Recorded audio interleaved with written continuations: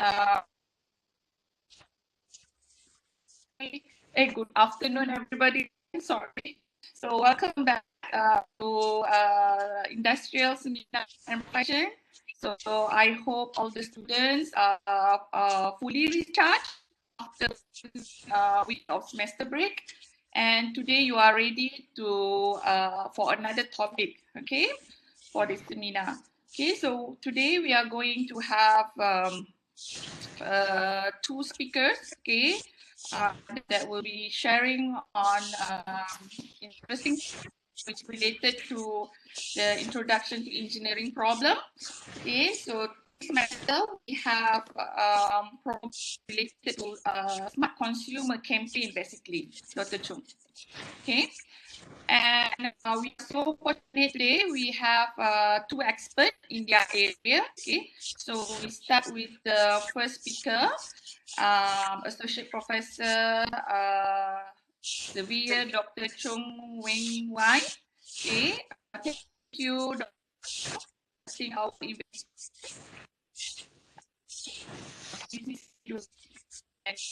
Willing to spend time with us. Okay, so before I pass the session to Dr. Choong, so let me briefly introduce him. Okay, so Dr. Choong is an associate at Real Estate, Faculty of Environment and Surveying, UTM. Okay, so he has 5 professional qualifications. Okay, so he is a registered valuer, estate agent, property manager, managing manager, and also green building index facilitator. Okay, so Dr. Choong received his bachelor's degree in property management and PhD in facilities management. Head of facilities management research group, and he is founder of social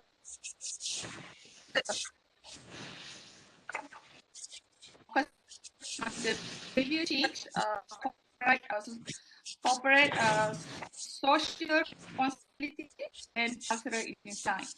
Okay, so his involvement in promoting and creating sustainable lifestyle among Malaysian communities is well recognized, and his work has been published in numerous journals. Okay. So with his contribution, he received numbers of awards. He is a recipient of Excellent Award for contribution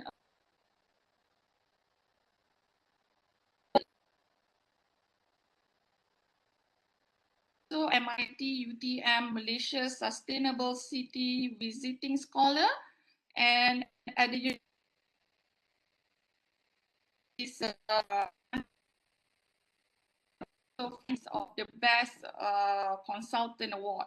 Okay, so before I pass this session to Dr. Choong, so I would like to remind the student to listen carefully to the talk and ask questions. Okay, so if you have any question, you may leave your question in the chat box, or you may unmute your mic at the end of the talk where we are going to allocate a question and answer session.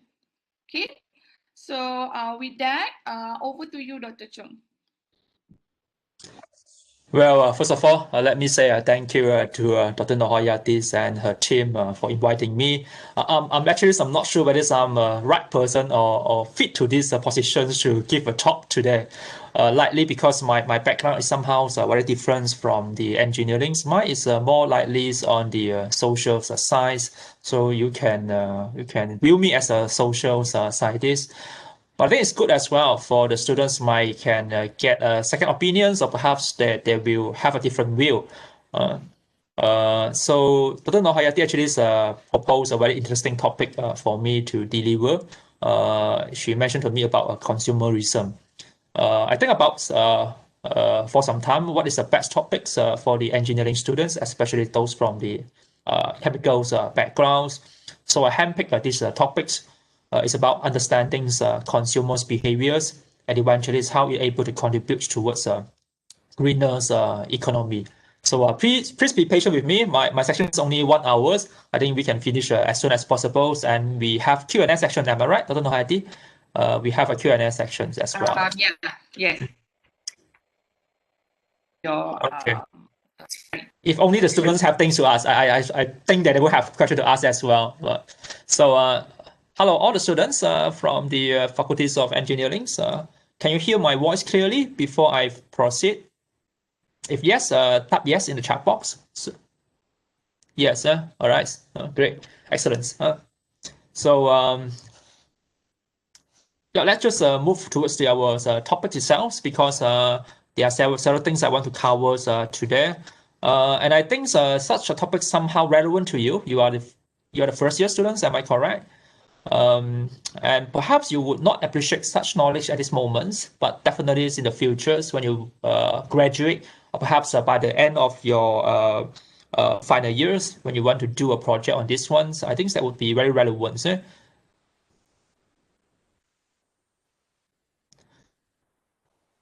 Well, let's start with the new norm. I think so now everyone understands that our country, not only our countries, but the world as well, are facing one of the biggest threat, the COVID-19. So a lot of things happening, and people are worried about that one as well. As we trying to cope with such a COVID-19, indeed this COVID-19 also somehow brings a new norm, a new practice, a new habits among the consumers as well. For example, now if you go up to street, if you walk out, you have to wear the face mask as well. So after you and we have to practice relevant social distance in between each others as well. So a lot of new norms happening. What I can say is that the now there's previously the elderly they might having difficulties to using their mobile phone as well. Our parents, our grandparents. But now it seems that it's a norm for them as well. It means that if I see a lot of elderly now, say they can do the MySejahtera's app scan. They go to the restaurants, they go to the shopping center, they can scan by themselves. And with that, they also have this advantage as well, because now they also know how to use the e-wallet as well. Because of this new norm, this COVID-19 changed their behavior. So they are more familiar with the apps. Now, if they go to shopping centers, they know how to use MySejahtera app to scan and also to make the e-payments as well. So something good about, even though COVID-19, everyone's worried about that as well. But the reason that I want to highlight about why COVID-19 is as my first slide is that indeed this COVID-19 itself, it creates something very unique about the consumers' behavior. We first noticed that in the beginnings of the COVID-19. Well, I think now people are getting not immune, but people are kind of ignore the risk of the COVID-19, and people are getting I think they take it for granted, some people. But at the very beginning, everyone's panicked about this and anxious about this COVID-19. If you follow the news, class, if you follow the news, you will notice that in the very first beginnings, when this COVID-19 happens, so people are trying to panic buying. They're panic buying. They buy different things. They're buying this sanitizer. They're buying this face mask as well. They're buying different sort of things. But one of the unique item, I couldn't use the words unique, but some things that actually they were purchased at the very first beginnings of the COVID-19 happens, is that toilet paper. I'm not sure whether you're aware about that news. Right? People's queuing, and some of them fighting each other. In overseas, not in Malaysia at least, but in overseas, in Hong Kong, it's happening in US as well. They're fighting each other to get a roll of the toilet paper. Would that make sense, class? Do you think would that make sense, class? Why people are fighting each other to get toilet paper? Anyone from the chat box? Why people are panic buying toilet paper? Well, there are a lot of reasons. There are a lot of other things that you can grab rather than toilet paper. But why people buying toilet paper in the first of the COVID-19? Anyone? No. If you have any answer, you can type in the chat box as well. I prefer like two ways of interactions between the means that I deliver the talk. If you have anything, you can fear of COVID-19 spreading through water. Selfish maybe. Well, that could be all right. Because they don't have water hot to clean. Well, that could be one of the reasons. Can be used to be face mask. Very innovative class. Very innovative. You roll the toilet papers on your face, wear the face mask, all right? Daily use, can I go on? Yes, there are a lot of reasons, but doesn't make sense actually. It's irrational. That's the answer I'm looking forward, because they just follow others. Yes, this is one of the interesting topics in consumer behavior. It's called peer influence. You see other people buying, and then you want to buy as well. And in Singapore, they have a very good terminology about this one. It's called kiasu. If you know Singaporean, they always have this word called kiasu. But we have a more scientific name for this one, class. We have a more scientific name for this one. It's not called kiasu. In social science, we call them FOMO. It's called fear of missing out. Let me emphasize, it's called fear of missing out. It's so-called peer influence. You see other people's buying, you want to buy in that particular product as well, because you worry that perhaps later on, I don't know, you didn't think about the reason. It's called panic buying. You see other people buying as well. You're not sure about what is the reason that they want to buy such product, and you think that definitely there are some importance value about such product. Otherwise, people don't buy it. So I cannot, so I cannot missing out such product. So I follow other people to buy as well, and soon everyone follow each other. All right. So it's called FOMO, fear of missing out. All right. So that would be one of the very interesting topics to look into on the consumers' behavior, because consumer behaviors is irrational. Sometimes our behavior is irrational. Kiasu mean fear of missing out. You see other people buying something, so that you fear of missing out that things. So indeed, you want to follow other people to buy that particular products as well. It's not only on product, but you see other people doing other things. You see that every people, for example, you see everyone wants to register that particular subject. I'm sure that you will feel that, oh, my friends registered that subject, definitely that subject. Everyone rushing to register that particular subject during this semester. You will feel that definitely there's some good things about that subject. So you want to follow your friend as well. You fear of missing out to register that subject, and everyone panic register. So this is about consumers' behavior. So at least now you have a basic understandings about what is consumer behaviors and why it is so interesting to study about. So in this lesson, I handpicked 7 relevant principles on consumers' behavior. I will share with each others of you, and hopefully you will gain some basic understandings, and in the future you might want to apply it as well when it comes to designing your products. Because I'm sure in the chemistry students, in the end, you may want to do some final year project, and in between the years as well, you may want to come up some things. You may become a scientist as well. You may want to come up with solutions for everything. So let's just focus on what is essentials in this consumers' behavior topics, right? So that's conclude what that will be a very interesting introductions about what is a consumer's behavior. The rationale behind why we need to understand consumer behavior is that it actually drives the market. In the market itself, actually, when we're offering any products, the product itself are destiny. They are destinies to be sold to the consumer. So without consumers, no matter how good is your products go nowhere. People won't buy your products, all right? No matter how good is your solutions, all right?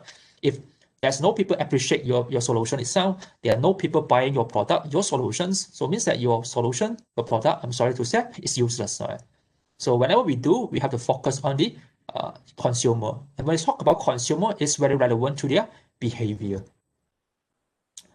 Now we're back to the greener economy as well. So people ask why these greener economies now they are taking place? Why it is so important to understand greener economy? Well, this brings us to another concept. It's called funnels concept. It's called funnel. This is in Bahasa PM. I think it's called corong kan. It's called corong. Betul tak? It's called corong. When I was a kid, all right. So my mom sometimes go to this shop untuk beli yang minyak masak. Masa tu dia tak ada yang jual potong-potong yang masak tu. So dia jual satu tong, satu tin So you kena bawa potong sendiri, you masuk colong dalam potong tu, dan you tuang dalam tu. It's called colong. So this Corong. yeah, colong. So that's why this funnel effect, actually this is called funnel effect. It's very popular concept in sustainable environments and also economy as well. This explains why actually some of the industrials are willing to change now. As you can see now, more and more shopping centers nowadays, they actually is very so-called cautions. They are actually taking these green responsibilities in a very serious way. More and more buildings in Malaysia has been converted into green buildings, and a lot of industrials they want to cut off their carbon emissions as well. And more actually some of the manufacturers they also want to produce some green product as well. So there's two major reasons. One of the reasons is that at first there's a demand from the consumer. So that's why that's the consumer behavior part is very important.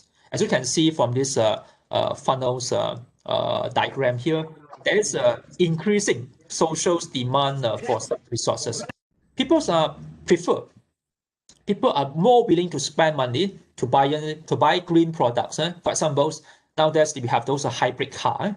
So people are willing to buy hybrid car because it's a greener car, and that's one advantage of buying a hybrid car.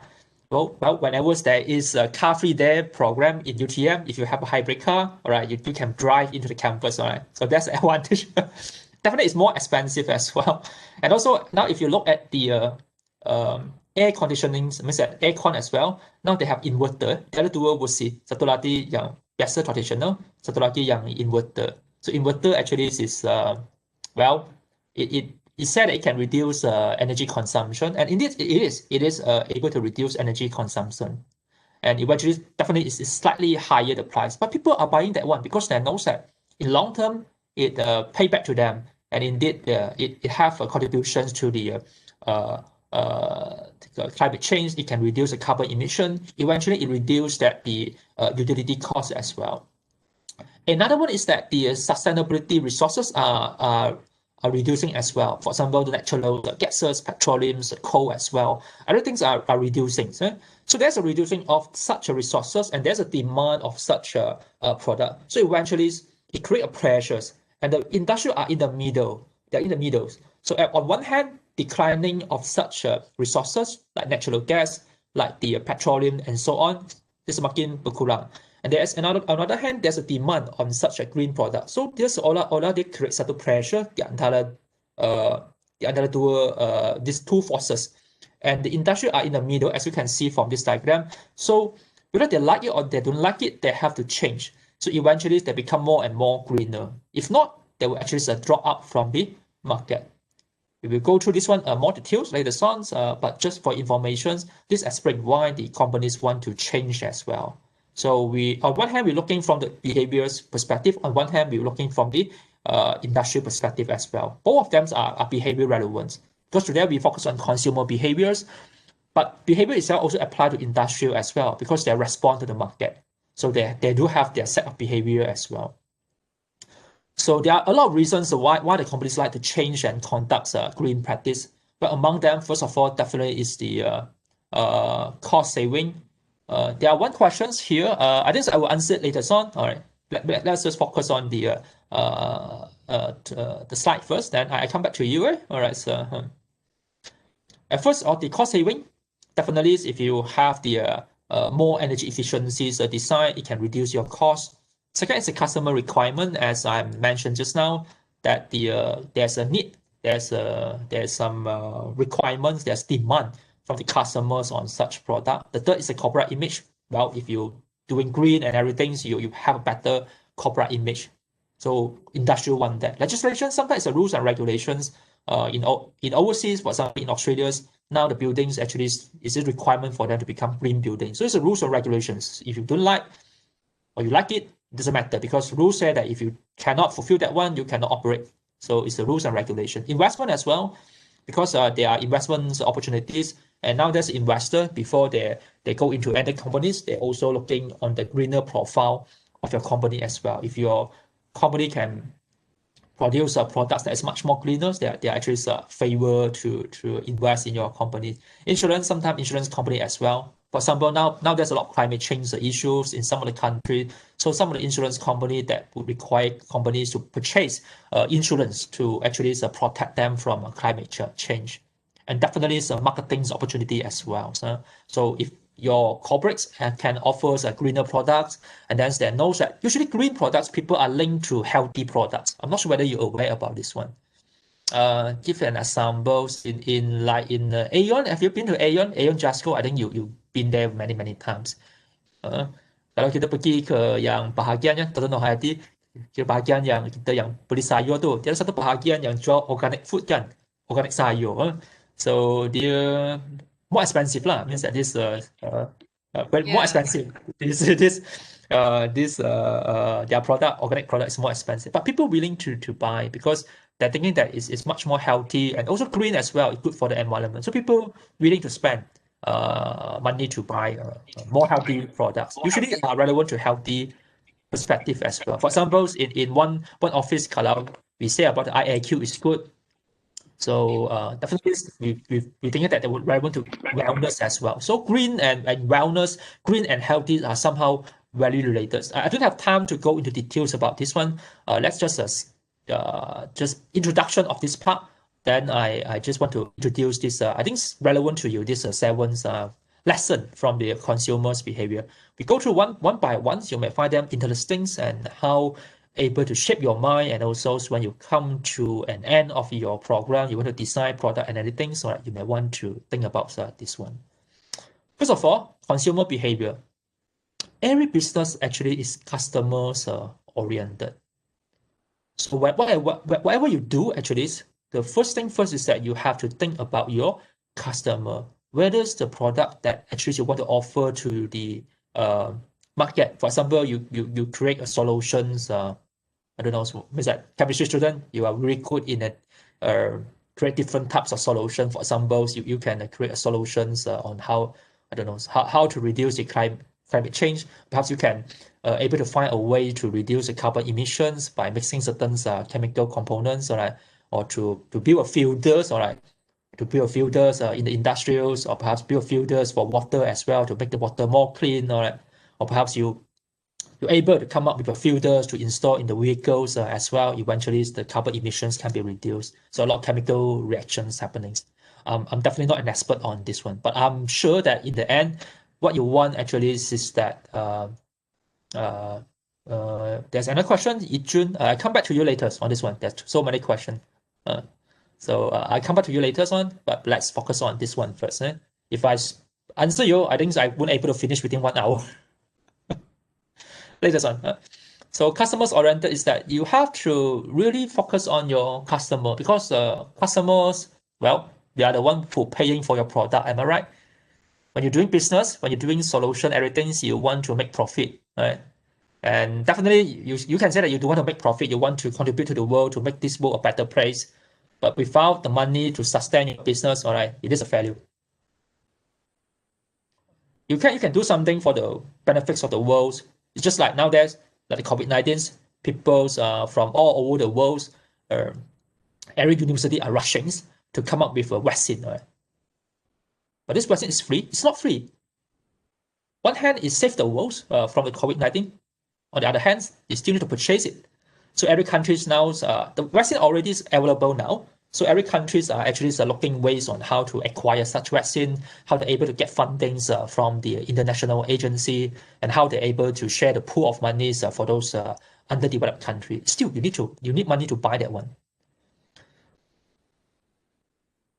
But when you say about customer oriented, I want to ask a question. You can type in the chat box if you want to. What is the difference between needs, wants, and demand?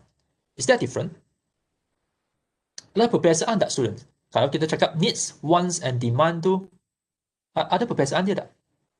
It's always say about wants, we want something, we demand something. Is there a difference between them? So let's say if you are marketers, if you are business oriented, you become you open your own company, you become your own consultant for chemistry. Which one that you should focus? Need, wants, or demand? Which one? Anyone from demand? Yes, yes, exactly, demand. Yeah, it's different class. Need is what you need now. For example, now it's 2:30. Perhaps you're hungry now. You're hungry, or perhaps you think about tonight dinner. You just finish your lunch. You cannot say that you're hungry. Likely you will think about your tonight dinner, and you are at home, right? Likely you have home cooked food. I want to have home cooked food as well. But at first, let's say now you are hungry, or perhaps you are thirsty. Well, if let's say thirsty, all right. I'm thirsty, not you thirsty, all right.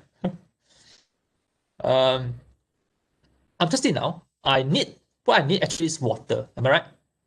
I need water because I'm thirsty now. I likely would get a bottle of water, so right? Then I can ease my thirsty. But I want something else. All right? I want something else. I want a Starbucks. I want a coffee beans. I want a nice cup of cappuccino. So right? I want something. So.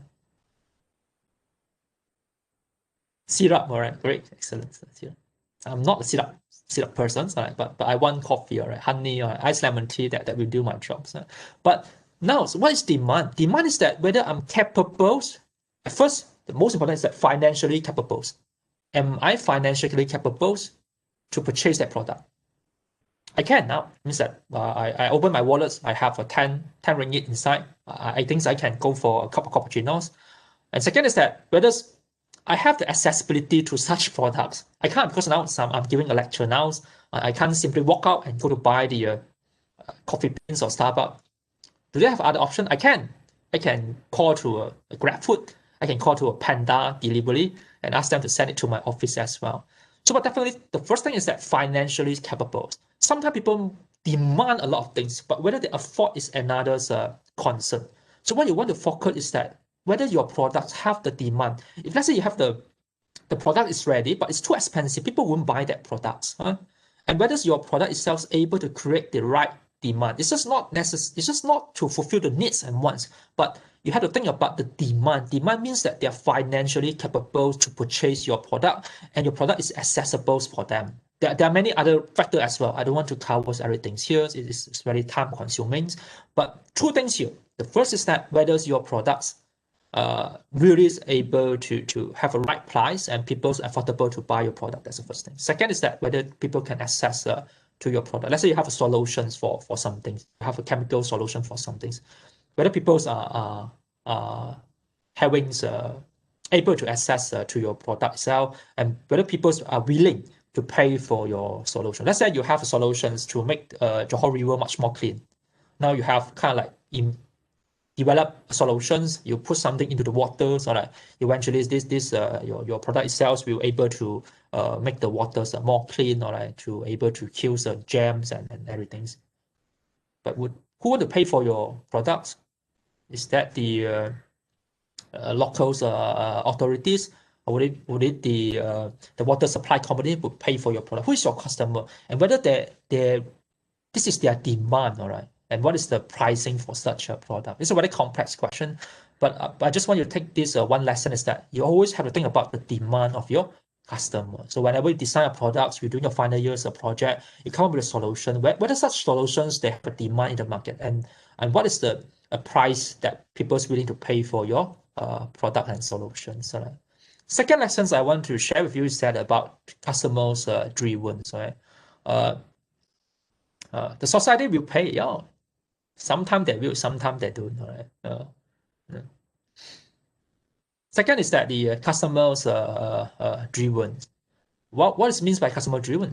Well, if you develop a new product itself, you have to think about whether such product itself is matched with your customers' desire, whether it's matched with the current market trend. Right?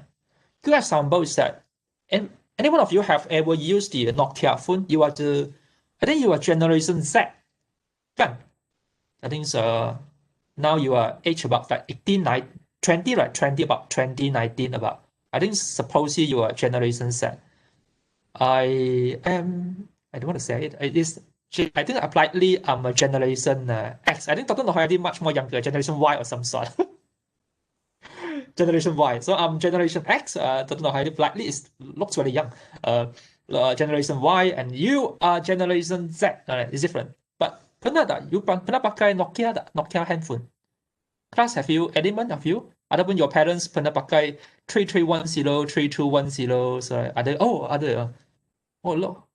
Oh, it's a very solid handphone, the 3210. I miss that. Nokia is very, very popular last time. If you have a Nokia handphone, so like, it looks well, you are above the social status those time, not now. If you sekarang pakai Nokia handphone tu, well, only can say you are very nostalgic person. Easy to bring in hostel. I say exactly. They are very famous last time, but actually they fail. Means that they're very successful in the very beginnings, or like it's very beginnings, but after some times they're not no longer can able to actually secure the market. The rationale behind is that the reason behind that time is that they're facing the Apple's iPhone. Latest one they have a Samsung, and then now you have Huawei, Oppo, and dan sebagainya lah. Tapi yang sebelum tu, yang I think the major rival for Nokia adalah yang Apple.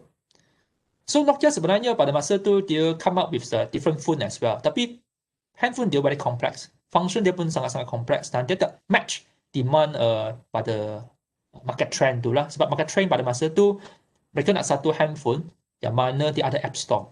Dan App Store tu adalah sangat komprehensif lah. Sekarang ni kalau tengok yang Android dengan your iPhone tu Apple Store lah. So berbagai-bagai game, apps dan sebagainya ada dalam tu. But Nokia masa tu dia tak evolve. So actually they do nothing wrong. They do nothing wrong, but eventually they drop out from the market as well, because when they are not moving, they're not advancing, other companies are advancing as well. And eventually, because they're not able to match the customer needs and wants, and also definitely the demand from the customers, so they drop out from the market. The application definitely is one of them is application, and the phone function as well is too complex for many people. So people prefer those times minimalisms. They want something that is have a better and user-friendly interface. Nokia's come up with a very not complex function, and the App Store, the application that they have is not really function well. It crashed and many things behind. But actually, they have not do nothing wrong. But because that other competitors they offer better product, so they drop out from the market already. But now I think that they come back again. So another one I want to say is about why customer driven is that another good example is the AirAsia. At one time, well, the slogan from AirAsia is that everyone can fly. At one time, that the Malaysian airlines, well, there's only one airlines in Malaysia, and those times not everyone can fly, and flying means that the flight ticket is very expensive. So the AirAsia are well aware about this ones. They find that there's business opportunities, but recently they are not doing good as well because of COVID-19. But those times they are doing really well because they understand the market. They know that people actually they don't mind. They sacrifice perhaps their comfortabilities in the flight. Usually it's short trip, it's a local domestic flight. So they don't offer like beverage, they don't offer food. If you want, you can top up, you can buy for that one. So, and it actually matches the customer. Customer wants that, customer demand that. So it really a very successful story for the Asia. I think it's one of the best budget airlines in the world. But now, because of COVID-19 as well, so actually every aviation industry is now facing the similar problem as well, not only Asia. So they're actually having a huge problem. And lastly is that the GBI, Green Building Index. Now you see a lot of, in Malaysia is the one who, now is that a lot of these shopping centers, a lot of these properties, a lot of developers, they actually opt for this GBI. Green Building Index is a certificate given by the Green Building Index is not authority, but they're likely, it's not a professional board as well, it's kind of like societies, firms in Malaysia. So they actually go through, they will investigate your buildings, and they actually, if your building fulfills certain criteria, they will give you a green building certificate. It lasts for 3 years, right? So they have different developers, industry as well. Many of them actually is trying to apply for this GBI. They have a lot of level. They have silver, you have gold, you have platinum as well. But some of the developers that like to try, actually one of the good things about GBI is that even before your building is being built. They look at your blueprint and they can give you a temporary certificate. And this is actually matching the customer demand now there as well. People are looking for green buildings. They believe that green buildings are much more safer building because one of the requirements in a green building is that the indoor air qualities, the building designs, and also the material used in the building itself actually is environmental friendly and also not harmful to the humans' health as well. So actually the customers are well aware about this one, and the industry is also well aware about this one as well. So there's a demand from the customers, consumer, I mean. That's why the industry also try to match the demand. So that even they have to spend more money to get such green buildings index certificate, they're willing to do so. So that's what I mean. The funnels effect the Choong do. There's a pressures from the customers' demand. Industrials are giving try to match what's the customers want. The third point I want to highlight is about the consumer is complex. It's complex. Sometimes when we're making decisions, we are making it's irrational. It's irrational. I'll give you an example. Right? This is a very famous example. If you study consumer behavior, right? You are first year students. Have you been to Taman University before? Pernah tak? Tak pernah. Tak pernah kan? Tak masuk lagi kan university? Ada tak datang dah? Okay, tak. It's fine, it's fine, it's fine. I don't have you. Some I of them see. from Asasi. So let's say Asasi. Oh, okay. Okay. Perhaps then I use another examples. So let's say now you have two stationery shop. You know, stationery shop, you pergi stationery shop untuk beli pen kan, pen and pencil, paper, A4 paper dan sebagainya lah. So kita ada dua stationery shop. So this is a shop this is the shop A, this is the shop B. Right? So yang dua shop ni sebenarnya kedai ni dia dekat sebelah sahaja. Perhaps in between dia ada satu lagi kedai lah. So these two shop are actually next to each others. So pergi shop A, dia nak beli pen yang ni. Pen ni mungkin jual pada RM5 pilot good saya rasa. Pilot RM5, let's say RM5. So dia dah ambil pen tersebut lah, dia nak pergi bayar kat counter. Tiba-tiba your kawan message, your friends, you know, friends they WhatsApp you, saya kat sebelah kedai lah, yang pen yang sama baru jual RM4. Kat sebelah RM4. Dia nak beli lah, dia nak ambil pen tu untuk bayar kat counter. Dia nak beli pen tersebut. And then your friend message you, they WhatsApp you, you know, WhatsApp you. And then they say, pen yang sama, RM4. What would you do, class? Would you put the pen back and then go to the next shop? Or you will purchase a pen? You know that sebelah dia jual RM4. And now it's RM4 for you. So now it's RM5. The sebelah kedai tu jual RM4. Would you stop purchase the pen and go to the next shop to buy it? Yes or no? Yes, right. I think most people are yes. Unless you're very wealthy, right? You do okay, RM1 tak apalah. Saya beli je. Malas lah nak pergi ke sebelah tu. As a broke student, I like your students. I don't know how this. They're very responsive. I like them. Okay, fine. That makes sense, right? I think it's applied to me as well. I think it's applied to Dr. Hayati as well. We will put back the pen and go next door to purchase it.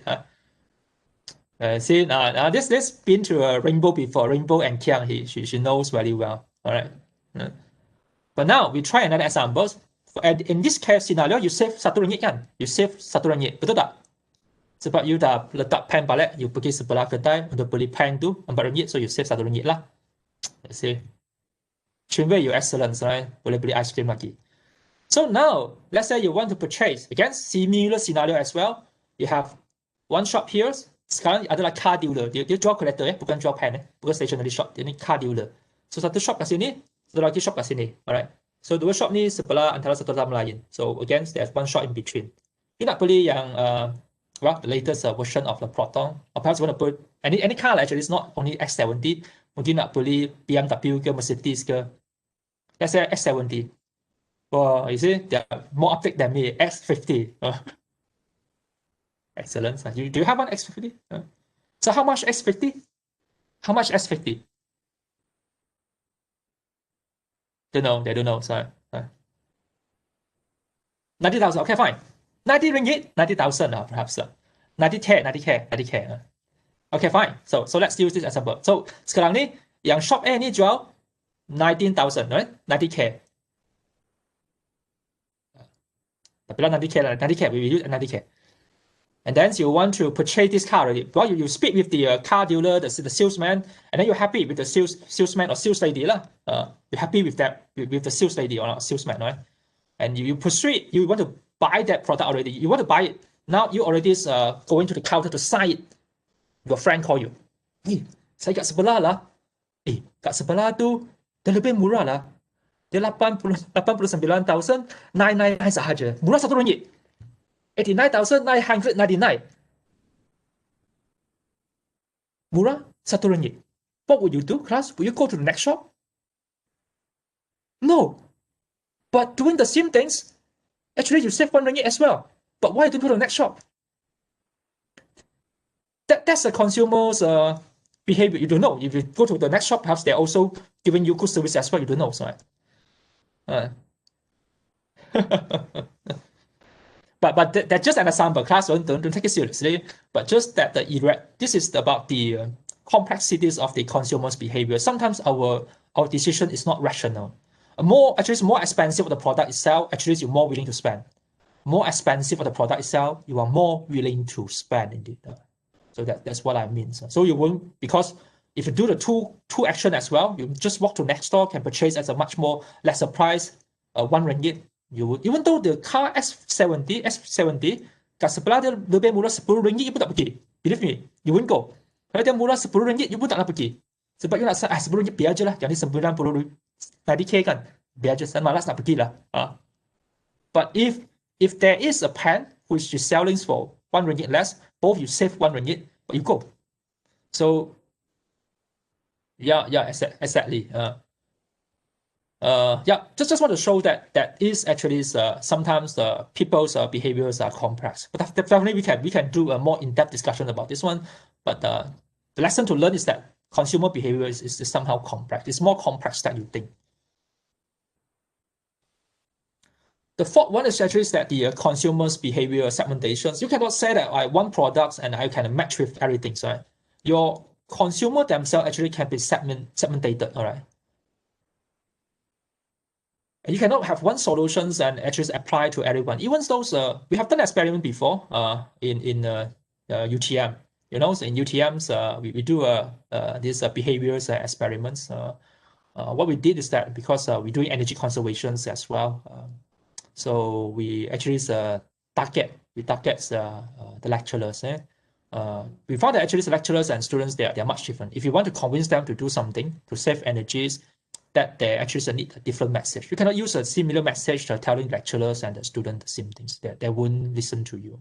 Segmentation is happening. Is actually some things that you have to pay attention as well. I just go to the essentials one.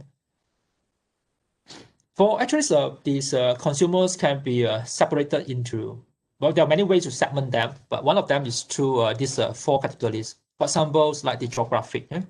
So different geographics, different areas, people might want different things. For example, in overseas, or when it's talk about energy conservation, everything, the insulations, the heating itself is very important.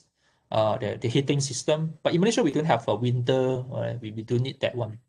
So what we need actually is that usually the consume energies actually is the aircon. So we pay much attention on the aircon and so on. So the geographic area, the climate could be different, right? Demographics, your different levels of your, for example, your aging, your age. So young people and elderly people, they want different things as well. Elderly people, they're more willing to spend money for healthy food. For more greener products, healthy food, they're looking for more quality lifestyles. But young people like you likely don't. You rather spend the money to go for cinema and so on. You won't spending for healthy food. Anyone spending money for healthy food, right? No, usually don't, young people, unless you are very health conscious. Usually the elderly people, especially those at the middle age, right? Like me, alright. For those who have I think like me, then I will have to be more cautious about healthy food, right? So I'm more willing to spend. If someone tell me that one's organic and pay slightly higher, I might go for that one. So healthy lunch, everything. So demographic, your age. actually will play a certain factor as well. And your gender actually as well. Gender, your male and females, you have different perspective. Psychological, psychographic or psychological factor, definitely your concerns, your attitudes, your knowledge towards some things. Some people are concerned about climate change. Some people are concerned about the waters, the qualities of the water as well. For example, some people are installing water filter, like those Corway, am I right? Corway, uh, uh, in their house, right? So to filter the water because they believe the water is not clean, so they have to do a further double to filter it, and because you're concerned about that thing, so people are willing to spend money on that. So your attitude as well, whether you have positive belief or negative belief towards some environmental factors, whether you believe climate change. Until now, there's some people don't believe climate change, right? There are some politicians that don't believe climate change. And some politicians, some people, they're even thinking that environments concern environmentals, these factors somehow become a barrier for them to move on to their camping and so on. But some people utilize that one as well. And finally, it's behaviorals, right? Behaviorals, that would means that your loyalty towards some things, right? Sometimes people are very loyal towards certain products, so they keep on using the particular products against and against. So I just want to highlight that there's a difference. Means that if you want to have a product, you have to find the right target respondent. You have to find your target consumer, and you have to segment the market. You cannot focus everything. You have to pick one that you want to focus on the particular products itself. For example, the toothpaste, kalau you brush your teeth, you guna toothpaste kan? Which brand of toothpaste that you pakai? Colgate, Dali. Anyone? Colgate. Colgate I use. Colgate, all right. There's one brand called Morning Kids, all right. It's very nice name, Morning Kids, all right. Morning You Kids, all right. There's one brand called Sensitize. Nothing other. Sensitize. Question why? Sensitize actually is for those who have sensitive teeth. So basically, it's very unique because it's looking into the niche market, which we will discuss later on the niche market itself. This is called consumers niche. So sometimes when you have a product itself, you cannot focus everyone's. You may have to find your consumer niche, right? For example, like Colgate, let's say you're working with a toothpaste company when you graduate. I don't know. Possible ke? Contoh Hayati. Mereka graduate lepas tu working with a toothpaste company to create chemicals solutions, chemicals app. To make our teeth cleaners. Possible kan? And you find that sometimes even like Colgate brand, there's so many flavor. Do you know why they have so many flavor? Kalau pergi Aeon Jasco kan, mana-mana lah Tesco kan. Kalau you ambil toothpaste Colgate tu, you akan mendapati walau dia Colgate yang sama, dia ada pelbagai jenis. Dia ada 24-hour protection, dia ada yang mint flavor, dia ada yang green tea flavor, expert pearly white. Ada orang pakai Kotomo Lion ke? Kotomo Lion. No, even Kotomo Lion as well. What I want to say is that they have actually alright. Kotomo Lion as well. Actually, they have different flavor. They have different flavor. Why they have so many different flavor? Yes, to attract more customer, because through the variety of their products, actually some customer prefer certain things. Like Sensitize, they are designed for those who have more sensitive tooth. And this Colgate as well, they have different flavor because they want to have a better share on the market itself. They can control a better market, so-called market pie lah. Strawberries are delicious. Well, one day you might work with Colgate as well. Please come up with this bubble tea flavor. I want bubble tea flavor. I definitely will buy that one. Bubble tea flavor. So consumer needs, right? You cannot focus on everything. Is you have to focus on certain things. For example, you know about blue ocean and also red ocean. This is a long story. We do not have time now. But what I mean is that sometimes some market actually a lot of competitors. They're fighting for each other. You may don't want to involve yourself in such market because if you come up with a similar product as well, you won't able to survive. Like those like soft drink like Coca-Cola and Pepsi Cola, you don't want to come up with another cola. Likely you won't success, right? You won't succeed. They don't do well, all right. So you want to come up with another market. You want to focus on other things, right? So this called blue ocean. This leads us to another story. It's about Listerine. Anyone using this one? Why I'm so use so many examples of those toothpaste and mouthwash things. But it's a good examples. Anyone using Listerine? Dia pun ada black color juga. Dia ada green tea flavor. Dia ada yang warna biru, warna orange pun ada. I don't know what's the difference. The taste, you don't taste it. You using it as a mouthwash. Tak minum pun. Exactly. You have green, purple, blue, orange. It's pedas. Mouthwash. Yes. Previously, many years ago, we don't have, back in many years ago, when such products being come up. Actually, this Listerine company, in the very first place, they're doing mouthwash. Mouthwash something new for the industrial, for the market that time. At the very first place, this Listerine, actually, they focus on the original ideas of Listerine. You read the history. Dia adalah untuk, kalau dia buat surgical, dia adalah untuk surgical antiseptic. Dia original yang formula dia adalah surgical punya antiseptic. So kalau dia buat yang surgeon kan, kalau dia nak cuci baju dia dan sebagainya lah, dia kena ada antiseptic. I think you are chemical student, you're better than me. You know that. And then they actually from there they actually change the formulas and eventually they become a mouthwash. At the very first place, people tak nak guna benda ni. Siapa nak guna this thing? Then they start to marketing. So this is a story about product come first, then only followed by demand. It's not a norm actually. It's very rare to happen. But sometimes it is possible. Let's say if you have a product first, and then follow only by the marketing, and then create demand. This is a story about supply come first, then only followed by demand. Usually demand come first, only followed by supply. But this is supply come first, only followed by demand. So sometimes let's say if you have very good ideas about a product, you can create that product, but you need a very aggressive marketing. You need aggressive marketing to market such products to the society, and it is not easy. It is not easy because your product is too new. You need a very aggressive marketing campaign. And number 6, we are running out of time now. It's about consumers' purchasing decisions. Perhaps I just summarize the essentials. One. So when it's talk about consumer purchasing decision, it's actually very complex again. At first, we start with problem recognitions, and then information search, evaluation of the native, purchase, and also a post-purchase evaluations. So, for example, if I'm hungry, so my problem recognition is I'm hungry, I want to eat something. Information search is that I have very limited information for now. Perhaps I just open my this food delivery apps like Grab and so on. I search whatever the information are inside, what are the food are inside, then I just pick. And there are few, perhaps I can try McDonald's, I can eat KFC and so on, and then I will evaluate the alternative there. Likely I having KFC yesterday, so I don't want to eat any fried chicken anymore. I may want something more healthy. I will go for Subway, and I purchase. After I purchase, I make a post-purchase evaluation. So it's very complex. And I just want to highlight one thing. The more expensive of your product, it's more expensive on the product. For example, property. From my department is real estate.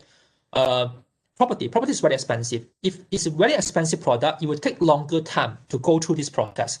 Kalau product tu actually is very inexpensive, like just a cup of drinks, coffee or something. You don't think twice. Actually, it's very fast. Within a few seconds, you have processed all of this one, and you can come up with a purchase. But let's say if the product is very expensive, like real estate property, and then it will take longer time, for perhaps 1 week, 1 or 2 months to go through this one to finally purchase the product. Unless you're very rich and wealthy, but usually people will take longer time when it comes to expensive product like property or a vehicle, car, and so on. For you, perhaps a laptop, perhaps a mobile phone, or saya nak beli mobile phone hari ni, saya pergi kedai, saya terus beli. Ada lah mungkin, but usually you will do some information search first. So, and then we come to the last one. The futures of the consumers market. In the very first place, this is the evolutions of the market itself. In the very first place, people's industry are focused on the productions orientations. So they emphasize on the products. They're through like Ford those times, yang buat kereta tu so they very focus on the products orientation. Dia selalu nak buat product dengan harga yang lebih murah sebab dia mass productions, so eventually they can come up with a product with a much more inexpensive price. Then they think that if I just focus on the product itself, I can dominate the market. Sales orientation is that like doing insurance, like doing those direct sales. They may focus on sales, buy one free two, buy three free five, or right. So they use a different strategy to ask you to buy things, right? Asking you to buy things. Right? So they're using a sales orientation. So. And number three is that marketing orientations. I just want to highlight that the production orientation and also sales orientation both are past tense. Yang ini berlaku pada masa dulu. Sekarang tak banyak company sebenarnya dia fokus pada production orientation dan juga sales orientation. Banyak company sebenarnya adalah fokus pada marketing orientation. So dia nak marketing orientation means that they are focused on customer. They understand what is the customer demand, and then they try to come up with a product that match the customer's demand.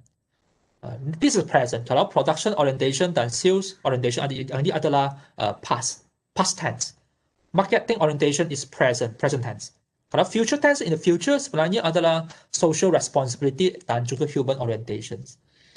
I give you another examples now. Is that kalau pergi ke again, kalau nak beli canned food kalau pergi nak beli packaging food, kalau pergi ke Tesco ke Aeon dan sebagainya, you nak beli yang canned food, katalah tuna ke sardine dan sebagainya. Apa yang akan lihat pada yang tin tu, yang can tu? What will you see? Will you check the certain information on their can or perhaps the tin as well? Yes, expiry date definitely is. Ingredients whether dia, and then halal tak benda tu? Betul tak? Sama ada yang halal ke, lepas tu ingredient dia macam mana ke, exactly. But now people's not only looking at that one, especially in overseas, they're also looking at the eco label as well. So sebenarnya ada banyak eco label sekarang lah. So contoh kat Malaysia mungkin tak famous lah, tapi sekarang ni kita pun nak tengok sama ada benda ni organic tak. Kalau organic tu mungkin more healthy for us lah.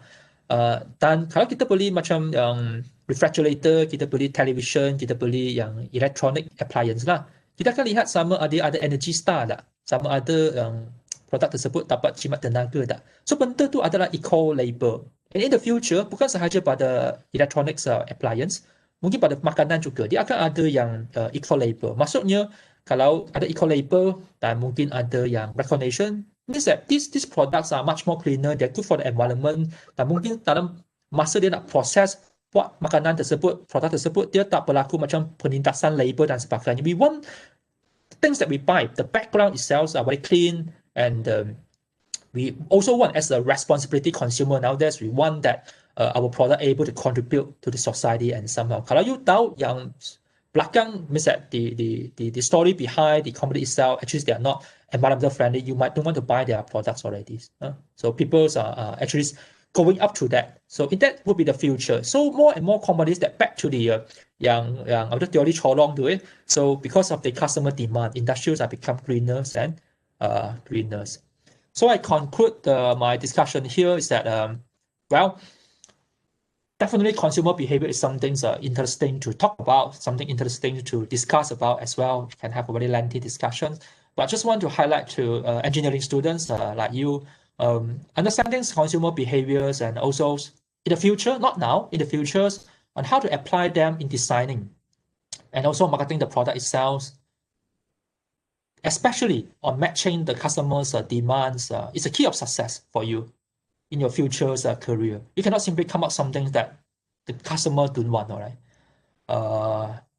Eventually, you will not able to making profit, and eventually, you might being taken over by others competitors as well.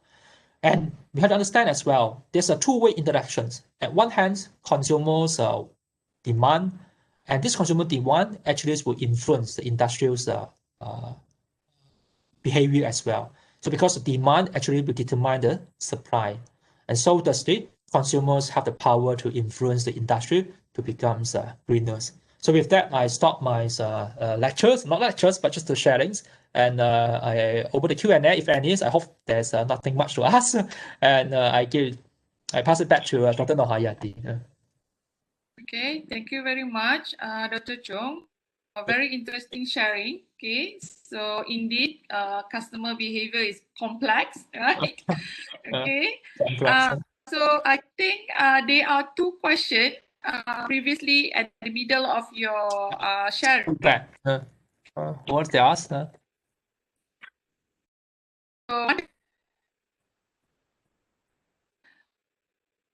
the product is expensive, more expensive. The organic product is why it's expensive. Yeah, exactly. Well, let me answer your first questions. Why the greener products are hard to make or perhaps more expensive? Actually, it is not expensive. It's just that because nowadays the demand it is not there. But when there's a demand, for example, in the very first place, the solar panels it's very expensive. Talk about one piece of solar panel, it could cost you $1,000 US. But now no more because they are go through mass production. There's a demand in the market. So whenever there's a huge demand in the market and they can produce such thing in the mass production, it's no longer expensive. But definitely talk about organic product as well, as Dr. Nohayati mentioned just now, because the yield, kalau kita kata yang pertanian dan sebagainya, yield untuk yang organic product sebab dia tak pakai pesticide dan sebagainya kan, yield dia mestinya rendah sikit, penghasilan dia ada rendah sikit. So in that case, perhaps because if lesser of the particular production of the product itself and there's demand in the market, it actually will push up the price of that product. It will push up the price of the product. It's not that the greener product is more expensive. This is that the demand is not there yet. And also because if you talk about food, just focus on food. Sebab the yield of the food, kalau kita tak pakai pesticide dan sebagainya, mungkin dia lebih you don't use this pesticide, you tak pakai baja juga, yield dia mesti rendah. Sebab yield dia rendah, produk dia kurang. Produk kurang, tadi ada permintaan, demand dia, definitely the product price will go up a bit. It's not very expensive, but it will go up a bit. And still people are buying that one. Yeah. Mm. So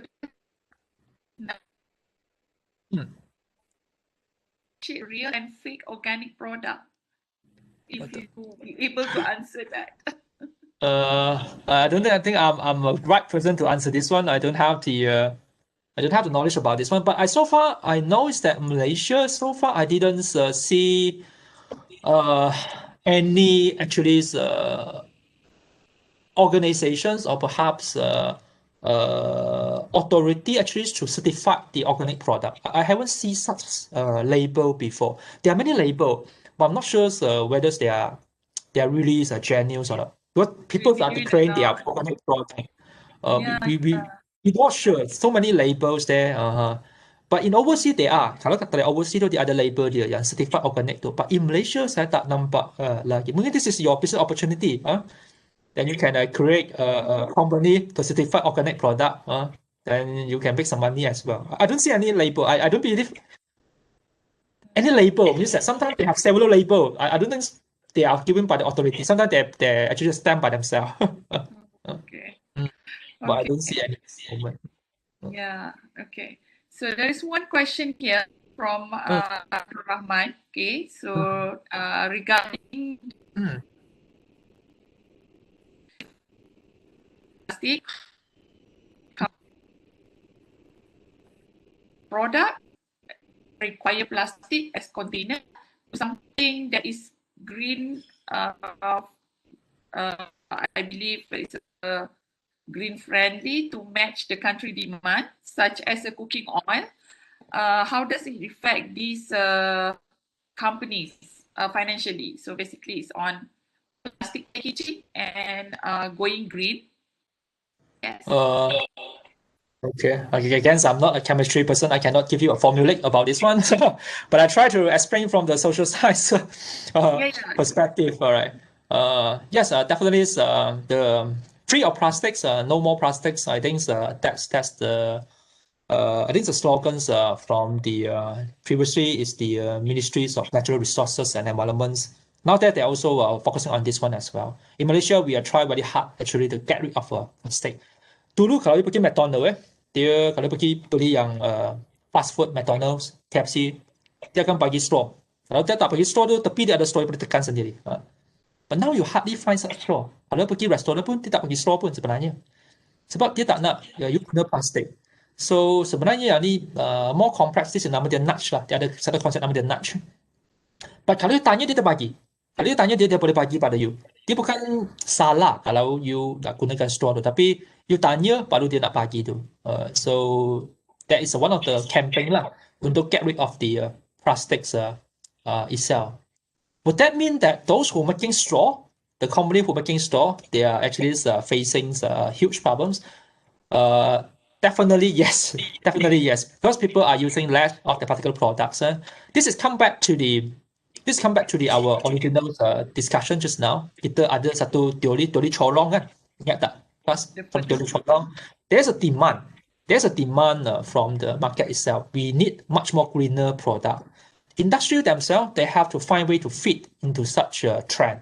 If they're not able to fit into such trend, they will kick out from the market itself. I don't have a solution for the company how they're able to adapt to such trends, but I can give you some examples that like nowadays, people are using renewable energy. You know, there are renewable energy and also non-renewable energy kan. Kalau renewable energy tu macam solar, hydro, dan juga wind power tu adalah renewable energy. You're better than me. Non-renewable energy, natural gases, petroleum dan sebagainya adalah non-renewable energy lah. But how do this Shells, Petronas, and also this oil company lah, they adopt to such scenario? Boleh ke? Because they are the business, definitely is a petroleum. They're still taking oil wheel dan sebagainya untuk dapatkan petroleum tu. But for information, many of them actually start to invest in technology as well, on renewable energy as well. On one hand, actually they're still doing their current business, to doing oil business dan sebagainya. But on other hand, they're also somehow trying to find an alternative as well, because they know that they in the future they might not longer to cope with the market kalau dia tak buat begitu. So they also invest in other as well. So as a plan B or backup plan. Big companies, big corporations, they knows what is the future trend. So they try to adopt as well. So that's the case. I think you have to respond to the demand. The customer demand itself will actually determine how the market trend will go. I hope it's not answering the whole question. I think it's partially of the question itself. Formula, I don't have. Yeah. Thank you. Okay, so there is another question by Sulaiman. So why do you think people follow others when they're purchasing things? Okay. Really macam customer always behaving like that? It's not necessarily like that. But especially when happenings, it's usually we call that it really depends on the attitudes of the customers as well. It's very complex to explain about this issue. Just now we're using examples of this FOMO, fear of missing out. To put it more simple, sometimes it's a peer influence. Sometimes it's peer influence. You see your friend doing that, you also want to doing that as well. Sometimes you might feel that because you didn't do that, then you might not belonging to the group. You want to find attachment. It's a norm that people want to find attachment. For example, now I don't know. This one I only have Facebook. I don't have Insta. Class. Any one of you have Insta? I don't know how do you have Insta?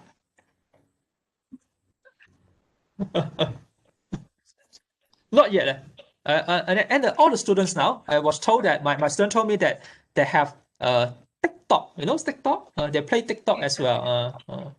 Yes, they play TikTok as well. You see, they're well known about TikTok. I don't have TikTok as well because my friends, my colleagues, they don't have TikTok. My colleagues, they don't have Insta as well. They don't play Insta. They don't play TikTok. But let's say all my colleagues using TikTok and Insta, I have the fear of missing out. I do have, but my colleagues, I don't know Hayati, she likely have a Facebook. I think I have a Facebook as well. Kita ada Facebook kan? Because all the information, even UTM, we share through Facebook. But one day, let's say UTM, they share through TikTok, they share through this Insta. I have to change because it's peer influence. I see other people's doing, I also doing that one as well. It's not that I want to follow them, but it's a peer influence. It happens naturally, but sometimes also irrational as well, especially during panic buying, especially macam Black Friday. this is also a kind of strategies that the company they're using, like sales, like November 11, 11/11, they have a big sales in the Shopee, in the Lazada, and there's Taobao and so on. People are buying that one. But after 11/11, Choong again. How Choong also they have this sales again. Well, so that. And they're giving discount, and you seeing your friend buying as well. Perhaps you don't want to buy that you have no intention to buy. But when you go back home or you return to home, you see your parents, not your parents, they might buying as well. You see your parents, you see your friends, you see your siblings. They actually talking about this one. They want to buy something. Then it somehow influence you as well because it's a peer influence. It's not that we following other people buying things, but peer influence happenings everywhere. And the marketers, they know how to use this one to influence you. It's called word of mouth. So your friends telling you that, sharing some good information with you, and eventually, perhaps the first time you listen, you might, okay, I don't want to buy, I have no ideas. But second time, third time, fourth time, fifth time, different people saying similar thing to you, certainly, I can assure you will go for that one as well. So that's the case. It's called peers influence. So that's explain why we follow other people to doing things, because we want the society attachment. So. Yeah. Okay, right. Well, Yeah. During 12 and 11, we don't have attention. Why? Yes. Somehow we attention, then we open it. Yes, to just Oh, yes. sometimes we just buy unnecessary things, right? Yes, I want to buy as well. Then my wife asked me, "Do you have anything to buy? I want to actually check out from my basket. Anything to add in? All right, it's free shipping." Okay, since you asked, okay, then I sit down to go through it, and finally I get something as well. That's the case because the peer influence, they influence us, and then we might want to buy that things as well. Yeah. Okay. I think this is the last question, perhaps. According to you, Dr. These products in a higher demand right now? Okay. Thank you for the questions. I think it's a very good question that will determine the market trend as well. Perhaps I can't say that from the global perspective, perhaps from the Malaysian perspective, we demand green product not because it's able to contribute to environment. I think not many people, they buy a green product purposely to save the environment. I don't think people perceive like that, especially, I'm sorry to say, among Malaysian. In overseas, perhaps some very developed country, they have such mindset. Kita tak ada. Kita beli green product tu, first of all, mungkin kalau contohnya Energy Star, energy label efficiency tu, energy efficiency label tu, sebab dia boleh jimat wang, dia boleh jimat tenaga. Kita beli inverter sebab in the end kita pay lesser electricity bill. Kita beli green product, contohnya yang organic food tu, bukan dia green, dia contribute kepada environment sebab dia lebih healthy. This elderly people, these aging people, these middle-aged people, they buy the organic product bukan sebab dia green, bukan dia sebab dia reduce carbon emission, tak langsung. Dia rasa dia lebih sebenarnya healthy. People want to stay in the green building bukan dia dapat reduce carbon emission, bukan dia sebab dapat generate. Kita pernah buat satu survey sebenarnya untuk green building. Kenapa orang consumer nak beli green building? Compare this developer A, developer B, developer A offer green building. Kenapa dia nak beli? Sebab dia relate kepada wellness dia. This building wellness. Sebab kalau dia beli dalam green building tu, sebab material yang diguna tu, especially kalau yang paint dia, yang cat tu, kalau dia masuk kepada green building, dia cat tu tak, usually dia tak berbau. Dia tak, kalau bukan green building lah, kalau dia masuk yang new building, dia akan smell the paint, the new paint. Ada orang suka yang bau tu. But in green building, it don't have that particular smell actually. And then also the indoor air quality dalam green building tu lebih bagus. For example, dia ada yang control mengenai yang carbon accumulations of the carbons dalam satu building tu. Usually yang sound insulation pun lebih bagus. So people buying green buildings not because actually it able to help the environment, but it create kind of sense of safety, a sense of wellness inside that building. Also, they have a certain green area as well. So people buying that because of that one. At this moment now, people's not buying green product because of it save the earth. No, it doesn't. It doesn't like that. People buying green product because of others' benefits. So that means that if you want to come up with a green product, you have to find a way to convince people how's your products able to help them in another way, not saving the environment. Malaysia Environment. okay. Okay. I think that's answer. Yeah, that's partially of your questions. Yeah. So Malaysian have a different Yeah. awareness, yeah, Yes. At this moment, yes. different angle of awareness. Yes. But I'm sure the future generations, like your students, they will become better. Hopefully, yeah, Yeah. hopefully. Yeah. Okay. Is there more questions? Yeah, it is. Malaysian is more thinking about our own benefit, not to the Exactly. not yet to the world and environment, not yet. So Mm. hopefully one day you Yeah. are the Yeah. The future future generation. indigenous. You should be able to think of our environment. Yeah. Okay. Yeah. All right. So Future students. yeah. Okay. So that's all questions I have. It's okay. So we still have 15 minutes or 10 minutes for the next talk. It's okay. Dr. Chong, do you have anything final say? No? I just want to say thank you. So again, to the Total Noihatis and also to the student as well for being patient with me. All right. Uh, hopefully, I know that you're from engineering school, and perhaps this is something new to you as well, to the student. Definitely not to Total Noihatis. She's very experienced about this one. To the students, they are something new to them. So I'm sure that I hope that this will somehow open your eyes as well. It is not that for me, my own perspective is that if we want to uh, excel, even excel, no matter in science or perhaps in social science as well, both must be in parallel. Both science and social scientists must be in parallels. Yeah. Scientists come up with a solution, social scientists come out with something to market the solution and so on, and so that they are in par with each others, and with that we can create a better solutions to our worlds. So the social scientists should have the engineering's mind, and the engineers also should have a little bit on the social scientist knowledge as well. So with that, hopefully this will be a very fun beginning, also fundamentals to everyone about the consumer behaviors. And I do hope everyone's enjoy the sections, and feel free if you have any questions. I have my email here. You can contact Dr. Nohayadis and perhaps me as well on the consumer behaviors topics. With that, thank you. Okay. Thank you very much, Dr. Choong.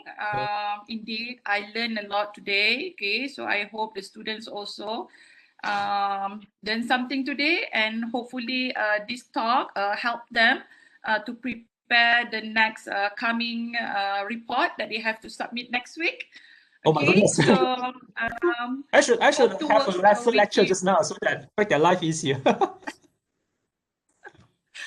So hope to work with you again in future, Dr. Yeah, Chong. for sure. Maybe For we sure. can collaborate on something Yeah. related, bridge in engineering and social science.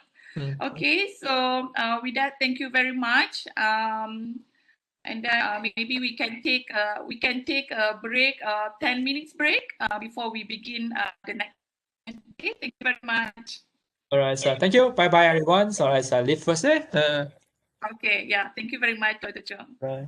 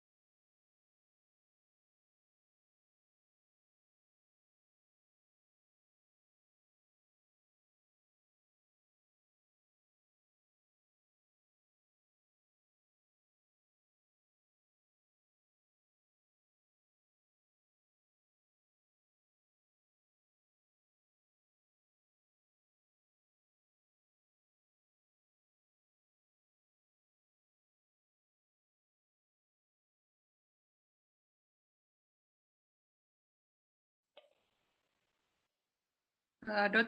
Wai Shin, are you here already? Yes, I am. Oh, okay. Okay. So do you want to share your slide? Yep, give me a moment. Okay.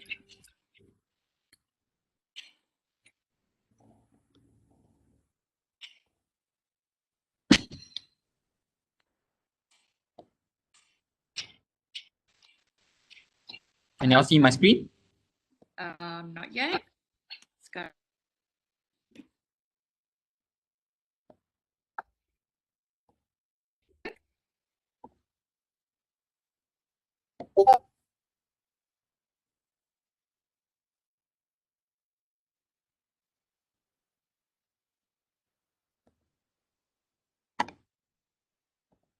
Okay. Nah, Is the student all back yet? They are taking a break, right? I can start now. Can start now, okay? It's okay. I think they are here, but it's okay. We can finish earlier. Okay, yeah, that's the point. If we start earlier, then we sit. All right. Okay. Good evening, everyone. So, apa tu? Let me introduce you. All right. Go ahead. Here we have the second speaker,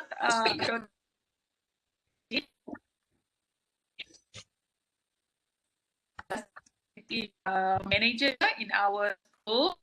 Okay, so in process system engineering and resource optimization.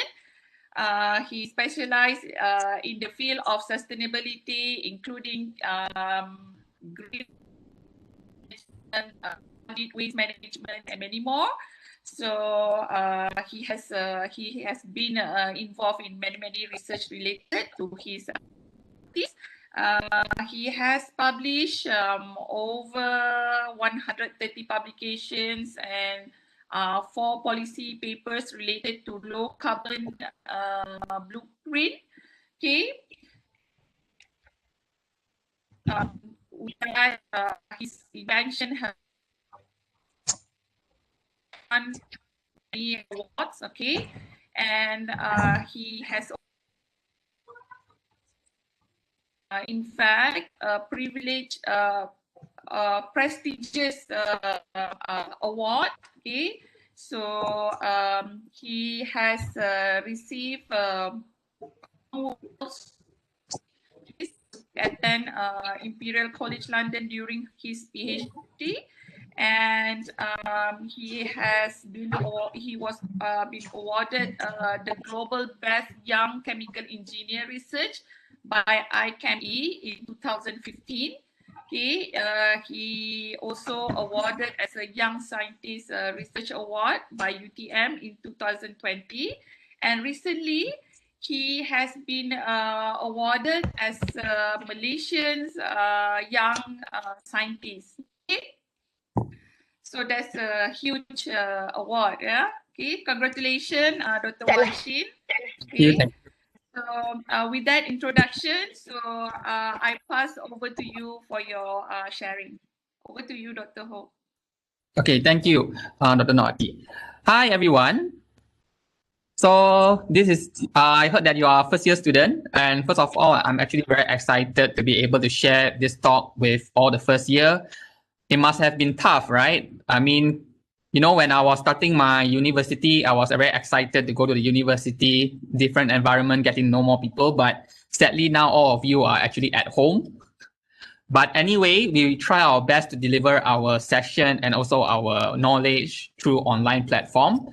Let's just make this a more casual webinar. So if you have any question during my presentation, feel free to just type it in the chat.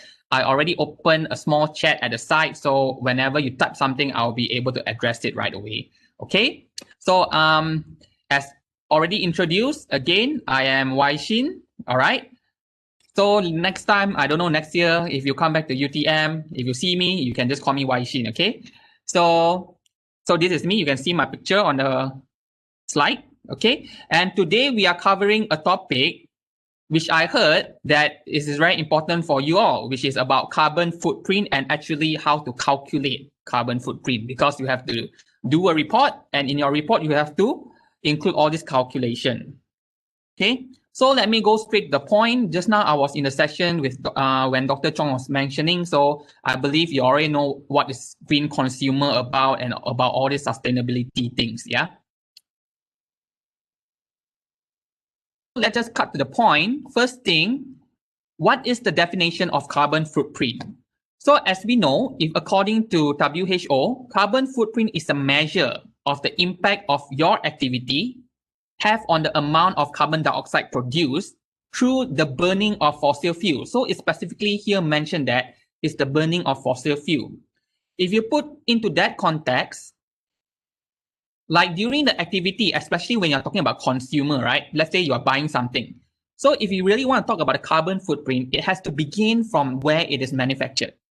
So during the manufacturing, you consume electricity, sometimes you consume certain fuel. So basically, all of that consumes fossil fuel, right? You want to work something, you need electricity. In some processes, you need steam, you need heat. So where does the heat come from? Basically, you need, like, for example, natural gas to combust, and then using the fuel, once you combust it, you will get a heat, and then you can boil water, for example. So all this process consumes energy, and therefore it will contribute to the carbon footprint. Even in certain events, like let's say, look at this picture, right? If someone is sorting out a letter, so the sorting also has all the mechanical equipments and all the processes which also consume electricity. So technically that also contributes to carbon emission. And lastly, let's say once you already have the product, so now the product, it has to go to the customer. Even before MCO, before we have COVID, they still have to transport this to the supermarket, to where, to the shelf where you can buy it physically. But now everything has turned into online. The transportation has become a more important, right, here, because now you're doing online purchasing, you have DHL and everything to send it all to your home. So all this contributes to carbon emission. It is very hard for us, right? First of all, when we talk about manufacturing, it's very hard for us to quantify this because different manufacturer uses different process, so they may contribute towards different carbon emission factor.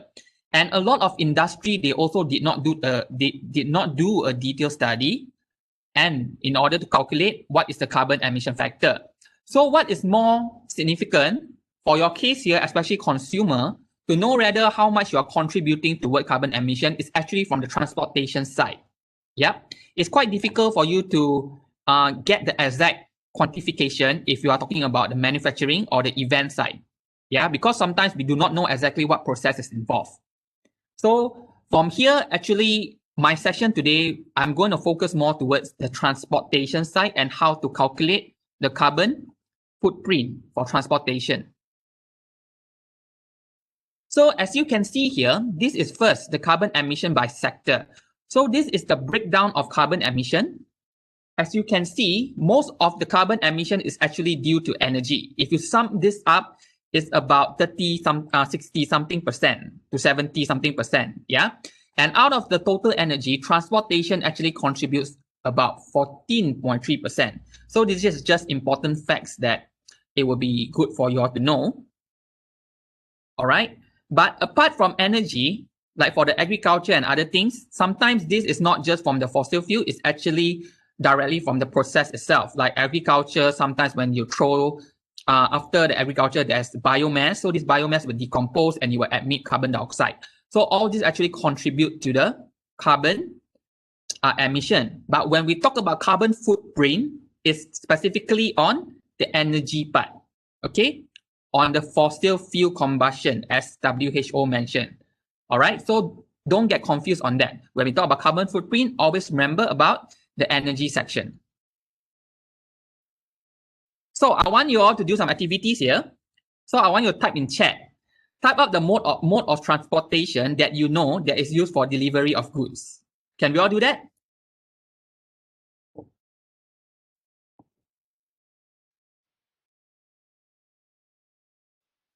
Right, I see a lot here saying lorry, truck, cargo, aeroplane, ship. flight, van, motorcycle, very good, motorbike, okay. So it's still coming in. So many people type van, Right. So you see all this transportation, yes, you are not wrong. Even jalan kaki, very good. Okay.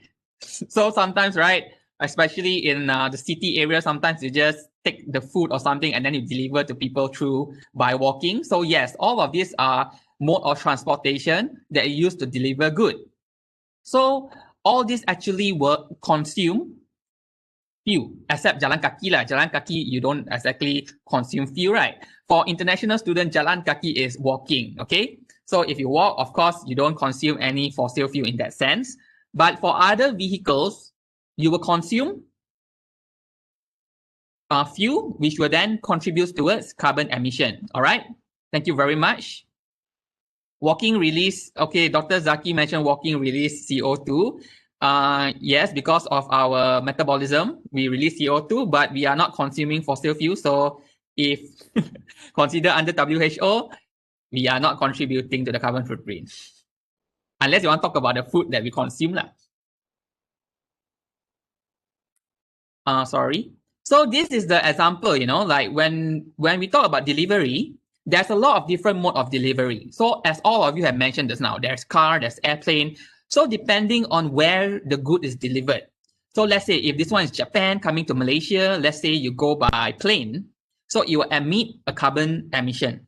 If you use ship, it also will emit carbon emission. And when it comes to locally, as you can see, Malaysia, we will use car, we will use truck and all these things. So we have to understand, when we purchase something, we have to know where it comes from. Is it from overseas? Is it locally made? So in that sense, if it's from overseas, are they using ship or are they using airplane for it to come to Malaysia? And in Malaysia, what do they use? Do they use van? Do they use truck?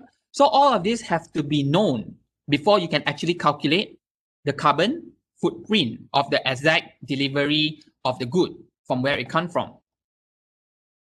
So in terms of calculating carbon footprint, there are two methods, okay? The first method is what we call as energy-based approach.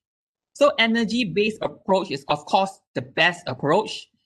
And how does it use to calculate is by knowing how much fuel is used during the transportation. So let's say if you use van and coming from KL to Johor, so how much exactly petrol is consumed by the van? And then we just get the carbon emission of petrol and then we multiply, we will be able to calculate the carbon emission from the van itself, okay? But if, some people don't record how much petrol they consume and this type of data sometimes hard to get. So another approach that we can use is what we call as the activity-based approach. For the activity-based approach, as you can see the slide here, it mentioned if the shipper have no direct access to energy or fuel consumption data, the shipper can estimate the CO2 based on the type of transport operation by using activity-based calculation, okay? Later, I will show you the formula that you can use to calculate using both this approach. So for the energy-based approach, as I mentioned just now, so siapa tahu? Anyone know the pictures on the left side? Which state is that from? Can you type it in the chat?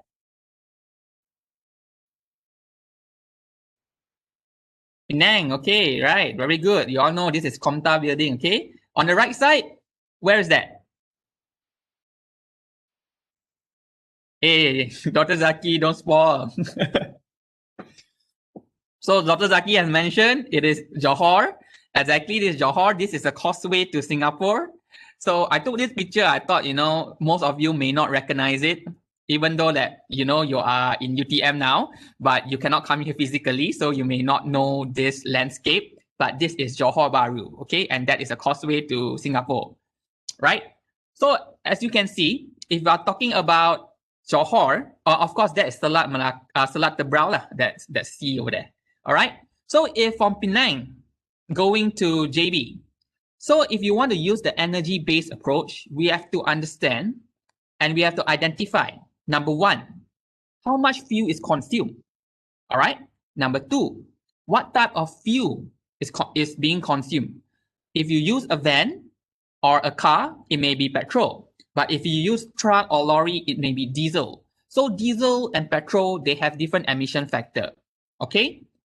And sometimes if on a local basis, sometimes you use natural gas vehicle. So they consume natural gas as a fuel. And all of that has different carbon emission factor.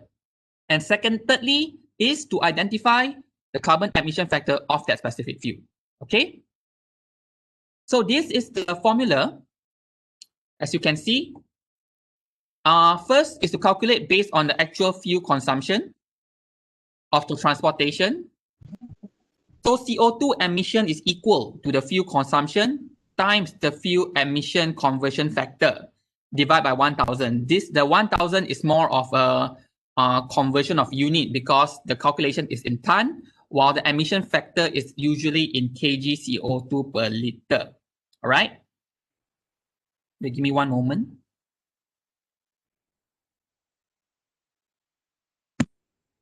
Okay. So before showing you the emission factor, I would like to do another activity. Can all of you go to this Menti link and answer the question? So the first question I have that I want to ask is, petrol versus LNG versus jet fuel, which has a higher carbon emission factor? So I'll give you a few minutes, 5 minutes, to enter this Menti link and then answer the question. After you answer question number 1 and everyone has done so, then I will proceed to ask you question number 2. Can I know from the organizer how many participants do we have? 172. 172. Okay. So everyone enter the Menti link. I will see if 172 people have answered to my questions.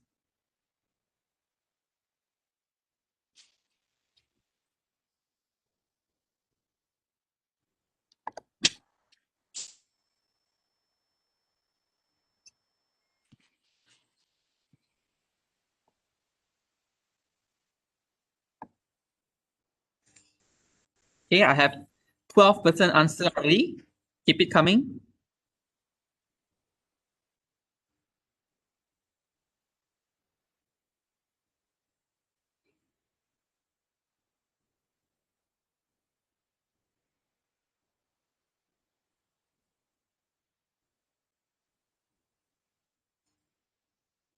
Now I have about 30. The organizers, Dr. Zaki, Dr. Honati, if you want, you can also answer as well.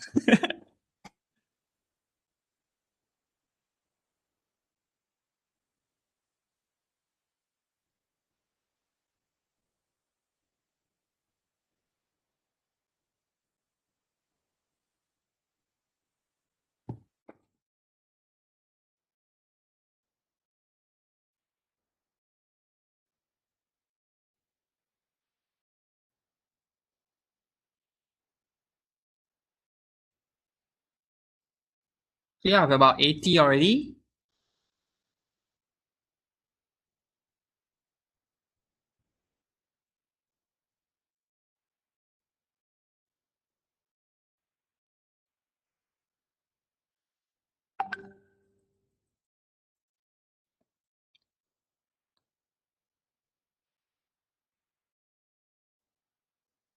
Here I have about 110, another 60 more.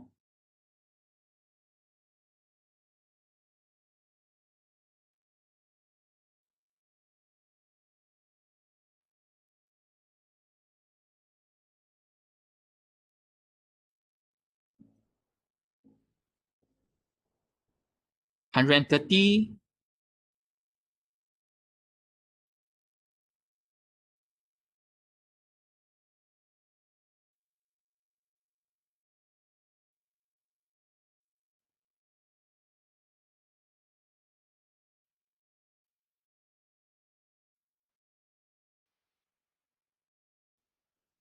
$140, and it's not moving already. So there's about 30% that did not answer. All right, I'm going to stop this session. I will move on to the second question. So just now, the second question is biodiesel and bioethanol. Which one has a higher emission, right? Okay. Okay, can you enter back the same Menti link? I believe the question has now changed. So now you can answer the second question instead.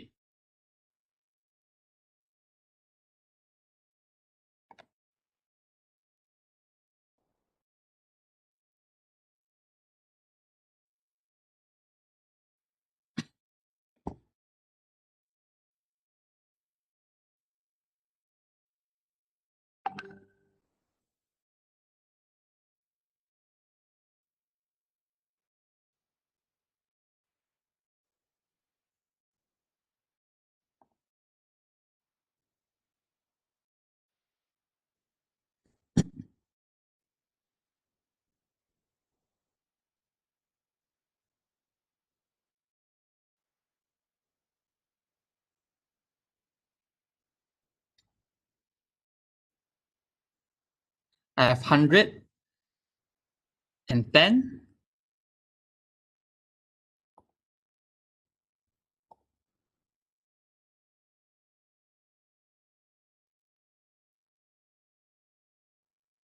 130,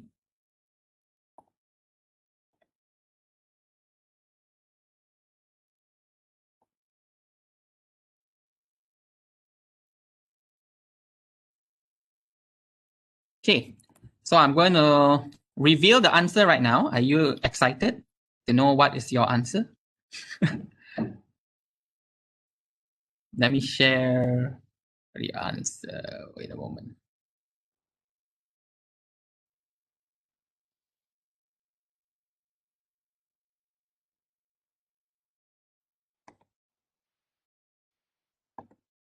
All right, can you all see the screen?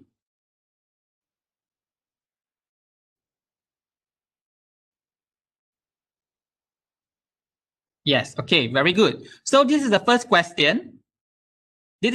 I won't tell you what's the answer yet, but as you can see, 65% have answered jet fuel as the higher carbon emission, a fuel with higher carbon emission. While second, 48% mentioned petrol, 20% mentioned LNG, and 11% mentioned that they are the same. All right. So keep with this answer first. Later, I will show you the chart on all the type of fuel and what is their carbon emission factor. Then you can see who got it right or who got it wrong. Second question.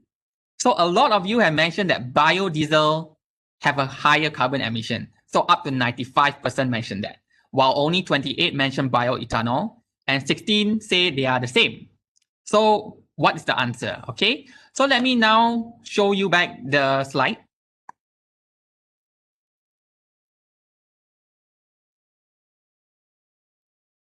Okay. Now the answer is revealed.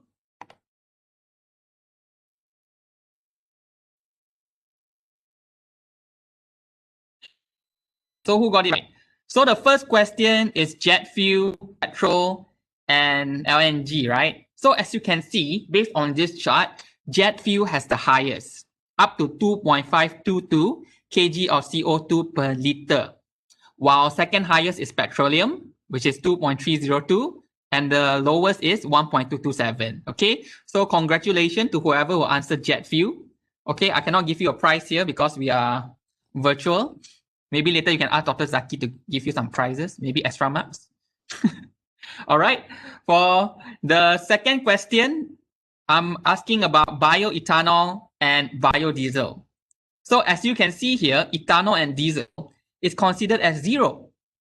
So why is it zero? If you take an ethanol and you burn it, technically it will produce carbon dioxide, right?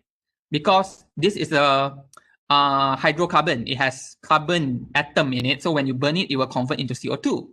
So why? So the reason is that the top here that contributes to carbon emission is fossil fuel, while bioethanol, biodiesel, as someone has mentioned in chat, that this is not fossil fuel. This is a form of renewable energy. So sometimes you use things like biomass to convert the biomass into bioethanol or biodiesel. So when you do it in that sense, we are considering this as carbon neutral.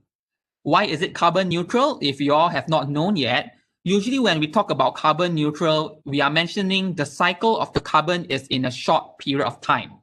Like fossil fuel, To form fossil fuel, it takes 100 and 1,000 and million of years. All right. And then all this fossil fuel is now underground. And when we burn it, all the carbon will be released to the atmosphere, but not in a few million years that this carbon will convert back into fossil fuel. So in that case, the cycle is very long. And if the cycle is very long, the net contribution of carbon dioxide to the atmosphere is positive. So in that case, it has a carbon emission factor.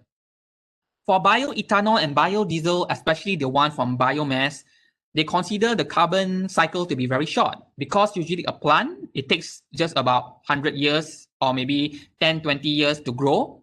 And then after that, we cut trees and then we turn it into biodiesel and bioethanol. And then after that, trees will then absorb the carbon dioxide and then turn it into their mass, the tree's mass, right? So in that case, the cycle is very short.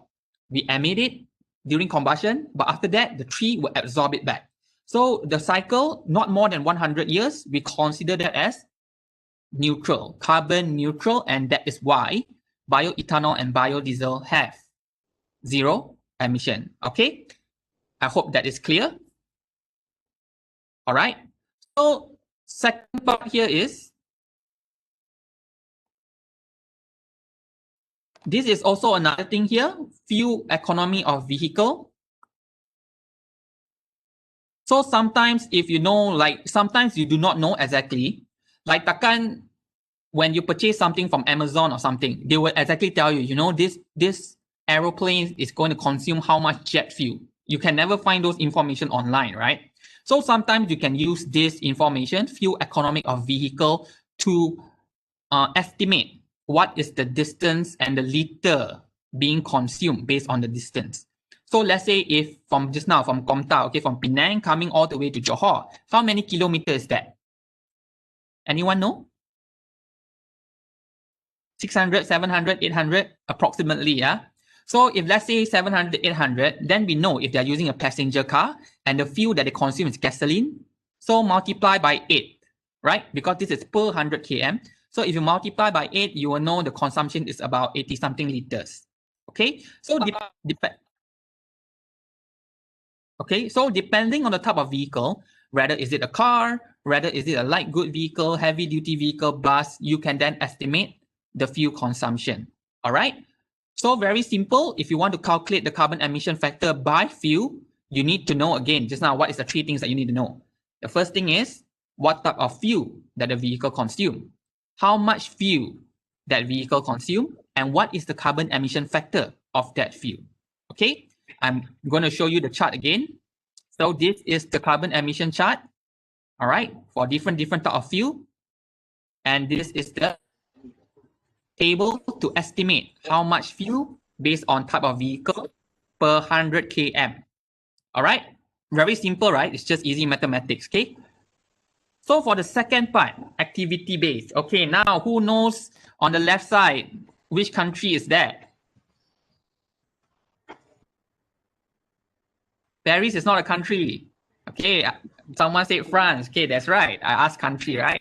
So this is indeed from France. On the right side, where is that from? Okay, now I ask, which state is that from? Country, yes, China. Okay, that is Beijing, right? This is a forbidden city. So let's say now we have the activity. Okay, activity based. Similarly, let's say we have something that you purchase and you want to deliver that thing to China. So of course, this one usually they go by flight. All right. So when it comes to activity based, there are 4 things. Just now, energy based, you just need to know 3 things. But for this case, you need to know 4 things. The first is, what is the transport volume? So sometimes volume, it can be in terms of tonnage. So let's say one plane, how many tons of goods that it can deliver? 100, 10 ton, 100 ton, depending, okay? Second, what type of vehicle? Is it a plane? Is it a ship? Or is it a truck? Okay, how far did it travel? 100 km, 200 km, 1000 km, 2000 km, okay? And lastly, what is the carbon emission of the vehicle? So a plane, a standard plane will sometimes have a standard carbon emission factor. All right. So sometimes a truck, there is also a classification. But keep in mind that they are just estimation. That is why it is mentioned that it is important that if you can get the carbon emission of the fuel and the exact fuel, it's better to use the energy-based approach to calculate the carbon dioxide. But if you do not have, then you can just estimate it using the type of vehicle. Okay, is that clear? So this is the formula that you can use. So later in your report, you can type this in your Excel and then you can do the calculation. Actually, all this calculation, right? There's also a calculator online that you can use to calculate all those things. So first of all, here we see that for the carbon emission for activity-based approach, we need to know the transport volume. Like I said just now, how much tonnage that the transport is delivering. Secondly, we need to know the distance. From France to China, what is the distance? Okay, I myself do not know. You need to search online. Okay, and the carbon emission factor for the specific vehicle. So here I'm going to show you directly. This is the example of the carbon emission factor for different type of vehicle based on whether is it air, is it rail, or is it water. Okay, so if the air domestic traveling is about 1.961, if it's a short haul or a long haul, it has a different emission factor. Okay, so if it's using train, the rail, then it's different emission factor. As we can see, it's quite low if you're using train. Then heavy goods vehicle at a different type of engine size. Okay, light goods vehicles and also watercraft ship. Small tanker and large tanker has a different carbon emission factor. Okay, so as you can see from all of this, the best is watercraft shipping using large tanker. So maybe now you can consider, if you want to reduce carbon emission factor and you want something to be delivered to you, maybe you can consider those that use the ship option. But of course, those will take very long. All right, everyone will of course choose air. And personally, I myself, I want my things to be delivered as fast as possible rather than considering the carbon emission factor. Okay, but if you want to be environmental friendly, then yes, go ahead. You can choose other option. I don't know if the currently, and actually I don't think, right, if you're talking about Amazon, if you're talking about eBay, they are not going to use ship. Everything is going to be by air. Okay, and of course locally in Malaysia, everything will be using vehicle. Okay, so these are the examples. Now I want you all to do some calculation. All right, let's do some practice. So I'm going to give you 5 minutes to work on this. So let's read it together. A school bus travels 80 km per day on average. What is the fuel consumption and carbon emission of the bus in a day? The fuel economy of the bus is 63.57 liter diesel per 100 km, and diesel carbon emission is 2.641 kg CO2 per liter. So can you all do that? 5 minutes. Then you can calculate what is the carbon emission factor. Okay, after you are done, then you can type it in the chat as well, your answer. Then after that, I will show you the correct answer. Okay, so your 5 minutes begin now.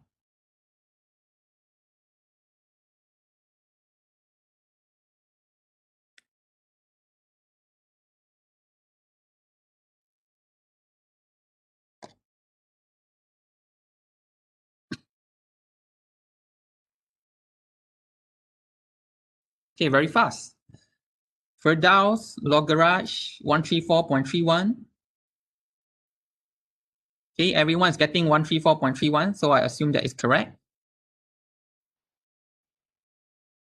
Okay, we give a few more minutes for the others to try.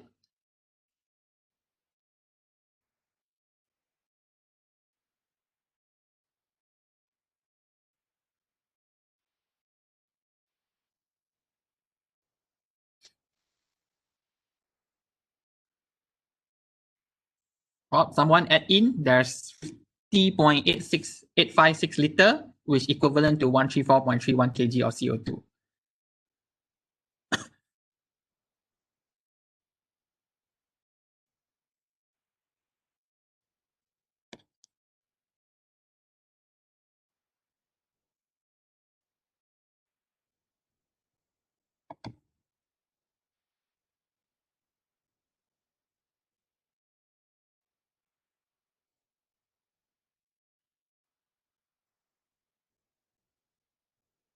Okay, so I'm going to show you the working. So I believe everyone should get the same answer now. Okay, so this is the calculation. So first of all, we need to know how much fuel is being consumed.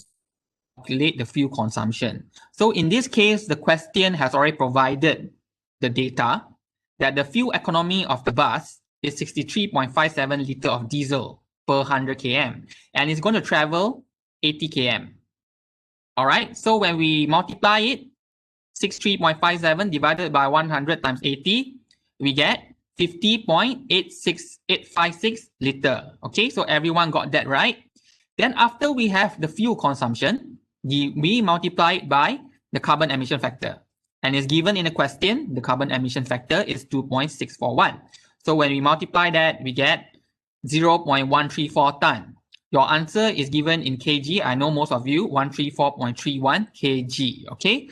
So if you convert it into tons, so you divide it by 1,000. So when you divide it by 1,000, you get 0.134 ton. So very well done, okay? Everyone know how to calculate. So now you can calculate for your project. No problem, right? But let's try for the second tutorial with using the activity-based method. So now let's read this question together. Company A export 1,500 tons product to country B by flight. The transportation distance is about 4,500 km.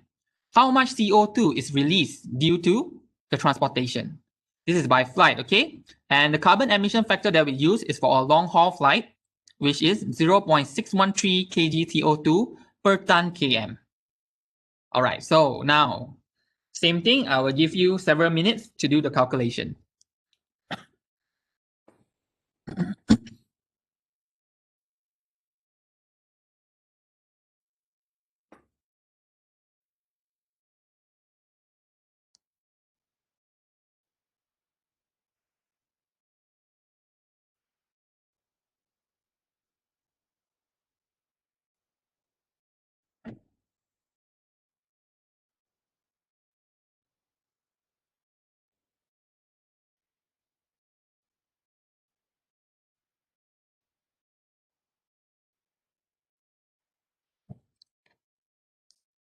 You all remember the formula?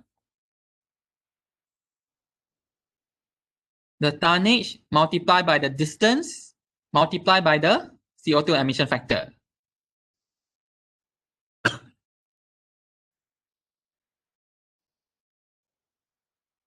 Okay, a lot of you have mentioned already 4,137.75 ton.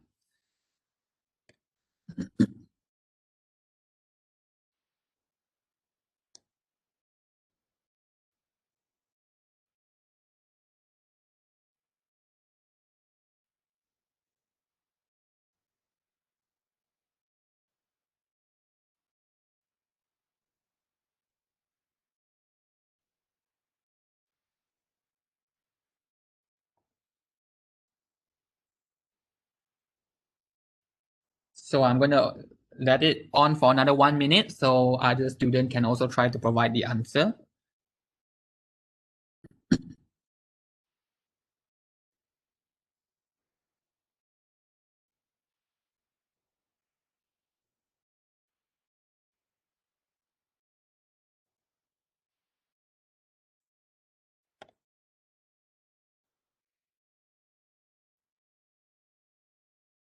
Okay, so I believe everyone should have the correct answer, which is 4,137, but let's check from my side.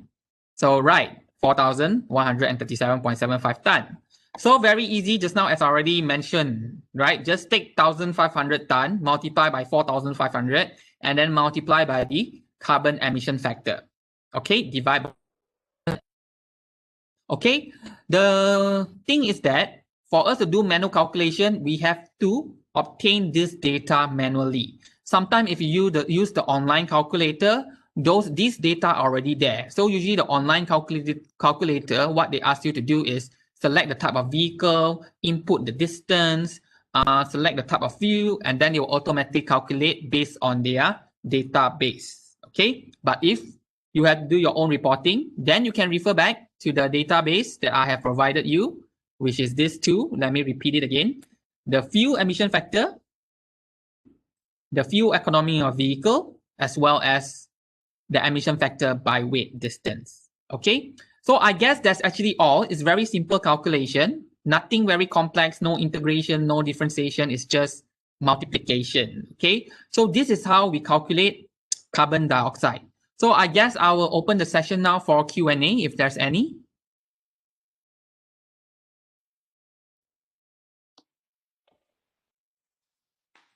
Okay.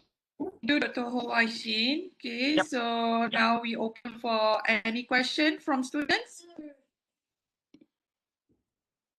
It's very direct calculation. So Yes, but maybe students want to ask if Dr. Ho do not cover what you prepare your report, you can ask him. So this is the expert.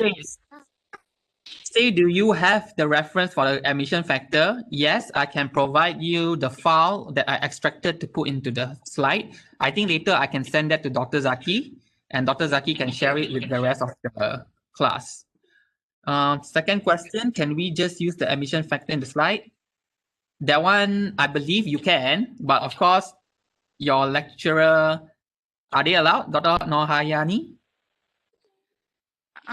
I guess that's that from the list that you have, right? Yep. Yes. Yeah. Okay, so will carbon emission change by year? Technically, the carbon emission don't really change by year, but actually when they calculate the carbon emission for the fuel, it's very much also depend on the process that is used to obtain those fuel. Okay, so if the process actually improve in terms of the efficiency, then the carbon emission may change. Okay, but as for now, this carbon emission is quite fixed, so we can just use it because I think there is no major changes in the oil and gas industry, especially in processing this fuel at the moment. Okay. Let's see what else. For activity base, if the load is in kg, then we will use. Okay, if the load is in kg, then you just convert it into ton. Just divide by 1,000 and you'll get the tonnage. Okay, so let's say if your load is 10 kg or let's say 1 million kg, then you just divide by 1,000 and then you'll be able to get a tonnage. Okay.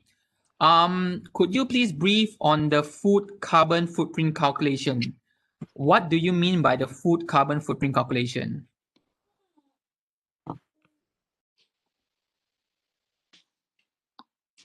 Like to process the food?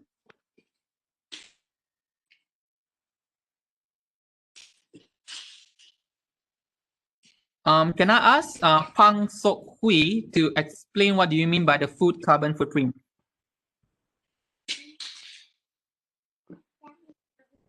You can also turn on your mic if you.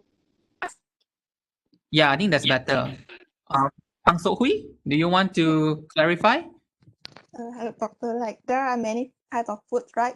So how can we like calculate the carbon footprint for all those food? Oh, you mean different type of food? Yeah. Okay. Food very much depends on how the food is in the agriculture, how the food is being grown, and how they harvest it. So, like during the harvesting of the food, or basically the vegetable, for example, you may use a truck, like the one that cuts all the vegetable directly. And sometimes after you cut all this vegetable, you have to deliver it to somewhere. So the whole process to calculate the carbon footprint actually is not just a very simple calculation if you're talking about the product itself. That's why I mentioned just now, when we talk about the manufacturing or the agriculture side, the carbon footprint calculation is very much more complex because you need to know how much electric is being used, if they use any vehicle during the process of cooking the food, obtaining or harvesting the vegetable, all this you have to know, all right? But not all industry has this data. So it's very specific data that you have to obtain. You have to do some search and you have to see all the type of energy that they consume when they produce that specific type of product or that food, okay? But I'm not sure, do they have to calculate all that in their report for this one? basically they are considered goods. If they consider goods, if possible, let's say you are talking about a specific type, maybe you can search online, like let's say manufacturing of, let's say computer, okay, manufacturing of a computer. Usually what is the average carbon footprint? So you can directly know 1 unit of computer, what is the average carbon footprint? So depending on the type of product, I believe those data is available, but only average data. Because different industry, different plants, different manufacturing process, all has a different carbon footprint. Okay. So I'll move on to the next question. Is it a must to use CO2 ton as a final unit? It's not. It's not a must. You can also use kg CO2. But it is a must that it has to be mass CO2. Kg, pound, whatsoever, it's up to you. But it has to be mass. Okay, next question. Can I ask if for food like purchased rice, how we want to calculate? Do we need to use? So similarly, like rice as well, the way it is cultivated and the way it is cut and the way it is obtained. So like the same question as the food just now, okay? So I guess I already answered that. Okay, next question. Could you brief about the calculation of carbon footprint? Why is everyone asking food? So same answer. It really depends on the type of food. So you can go search online like rice. What is the carbon emission factor for rice production? Then you can see it. What is the unit for carbon emission factor? Same. Okay, it's in mass, kg or ton. For clothing, same. Manufacturing, like the whole manufacturing of the clothes, the sewing, like, you know, you need to sew the clothes and you use electricity to run the machine. So the electricity, you have to know like how much electricity is being consumed and what is the carbon emission factor for electricity. So you just multiply it. But like I say, just Google, just go to online, find a reliable literature on clothing manufacturing and the carbon emission. Okay, so how to count the CF when we don't know the transport volume? Okay, if you do not know the exact transport volume, you can also find an average. Like let's say for a plane, what is the average or the typical tonnage that the plane can hold? And you can, I believe for me is I will assume, let's say for the plane, usually it has to be full before it will start delivering. So you can consider maximum capacity, okay? If you do not know the exact transport volume, all right? I would like to ask if there is a difference between kg and kg equivalent. Okay, this is a very interesting question when you mention kg CO2 and kg CO2 equivalent. Okay, for usually carbon footprint, we consider kg CO2 equivalent, all right? Because usually when we combust something, it is not just carbon dioxide that is being emitted. Sometimes there's a small traces of other type of gases. Sometimes there's also nitrogen oxide. So this nitrogen oxide, methane gas, water vapor, CFC, HCFC, and CO2, they are all considered as greenhouse gas. But usually in the context of carbon emission, we need a standard for us to compare and benchmark. So when we do that, we call it as kg CO2 equivalent. So like a methane, 1 kg of methane is actually equals to 25 kg of CO2 in terms of global warming potential. So if you emit 1 kg of CH4, you are actually contributing 25 times more global warming potential compared if you just emit 1 kg of CO2. Okay, so in the context of carbon footprint, we use CO2 equivalent because actually the interesting fact is out of all the greenhouse gas, CO2 is the least potential. It has the least potential in contributing to global warming. Therefore, we give it a unit of 1. CH4 is 25 times more than CO2. Nitrogen oxide is 130 something more times more than CO2. Okay? And why we also use CO2 as our benchmark is because out of those gases, CO2 is the one in the largest quantity that is in the atmosphere. So we use CO2 as our benchmarking. Okay? Can we use the same emission factor when we calculate good purchased by other country?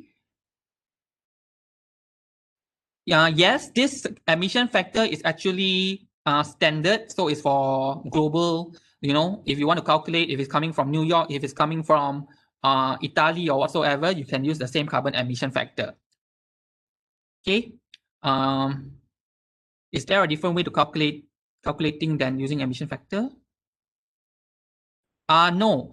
We usually use the carbon emission factor because it's somehow like a form of a standard that we already use. So it's a value that we refer to, especially for the carbon footprint calculation. Okay, this question from Ganesh. For purchasing of goods, we need to take in emission due to manufacture or also the transportation. All right, this one is similar question. Like I say just now, from the start of my slide, we have the manufacture, then we have the events like sorting or whatsoever, and finally delivery. But you have to understand that during the manufacturing, right, they can also have delivery of the, let's say, the crude material coming to the manufacture plant. And in the manufacture plant, we have electricity running all the machineries. Then after we are done with that, we send it to the sorting plant, for example. So all these actually contributes to transportation as well. But the one that we focus on my webinar just now is more towards the delivery of the good from the product that is already final product that is made up to your doorstep. Okay, so we are talking about the delivery for that. Is calculating carbon emission more like unit conversion? Not exactly, because carbon emission is different for different type of fuel that you are talking about. All right, so it's based on fuel. So it's not just unit conversion.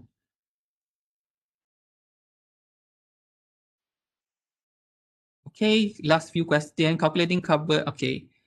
If we do not buy online and just use car as our main vehicle to buy goods. Okay, if you buy physically, like I say before MCO, we do not use so much of online purchase, let's say. So let's say if we drive to Jasco, we buy the goods from Jasco and then we drive back home. So you have to calculate the distance from your house to Jasco and Jasco back to your house and how much fuel is consumed. If you are using a car, for example, so how much petrol is consumed, right? So you still can calculate the carbon emission, the carbon footprint for a car if you are purchasing physically. Okay, so if we have the carbon emission factor in unit kg CO2 per RMB,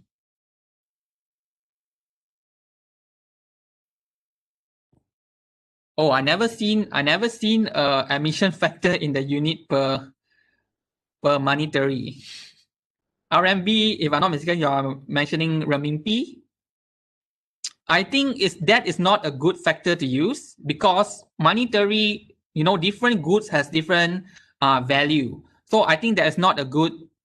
Do not use that value. I don't think it's trustable. So directly use the one that I provided you, which is either based on fuel or based on type of vehicle. Okay.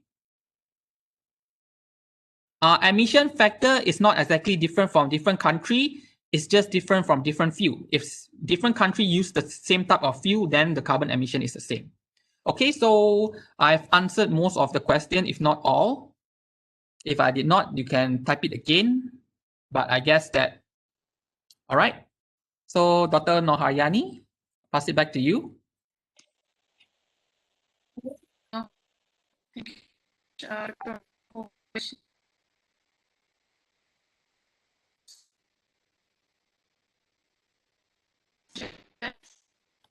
I also type my email in the chat.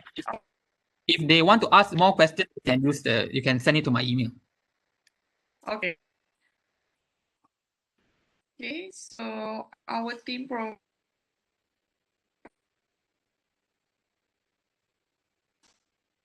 Okay, let me answer this last one. Our team previously took the conversion factor for each different item, but we only covered for the few item. Now I'm unsure.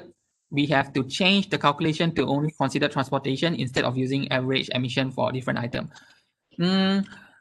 First of all, I would like to mention is the average emission factor for different item is referring more towards the manufacturing side. They did not consider the delivery side. So if you want, you can add both of the carbon emission factor to get the final carbon emission factor. That includes the manufacturing as well as the transportation, which is the delivery in this sense. Yep. Okay.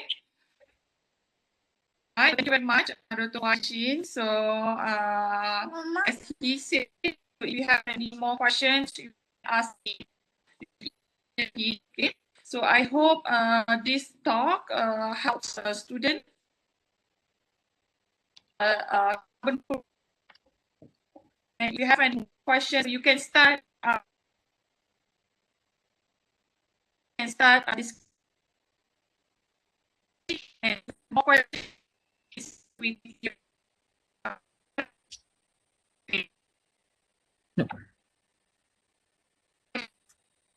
Thank you. Thank you for giving me the opportunity to talk to this first year student.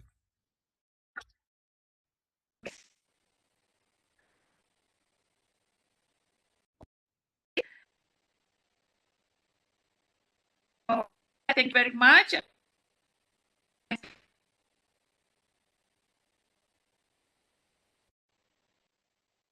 Thank you, Doctor. Welcome, guys, and good luck in your project.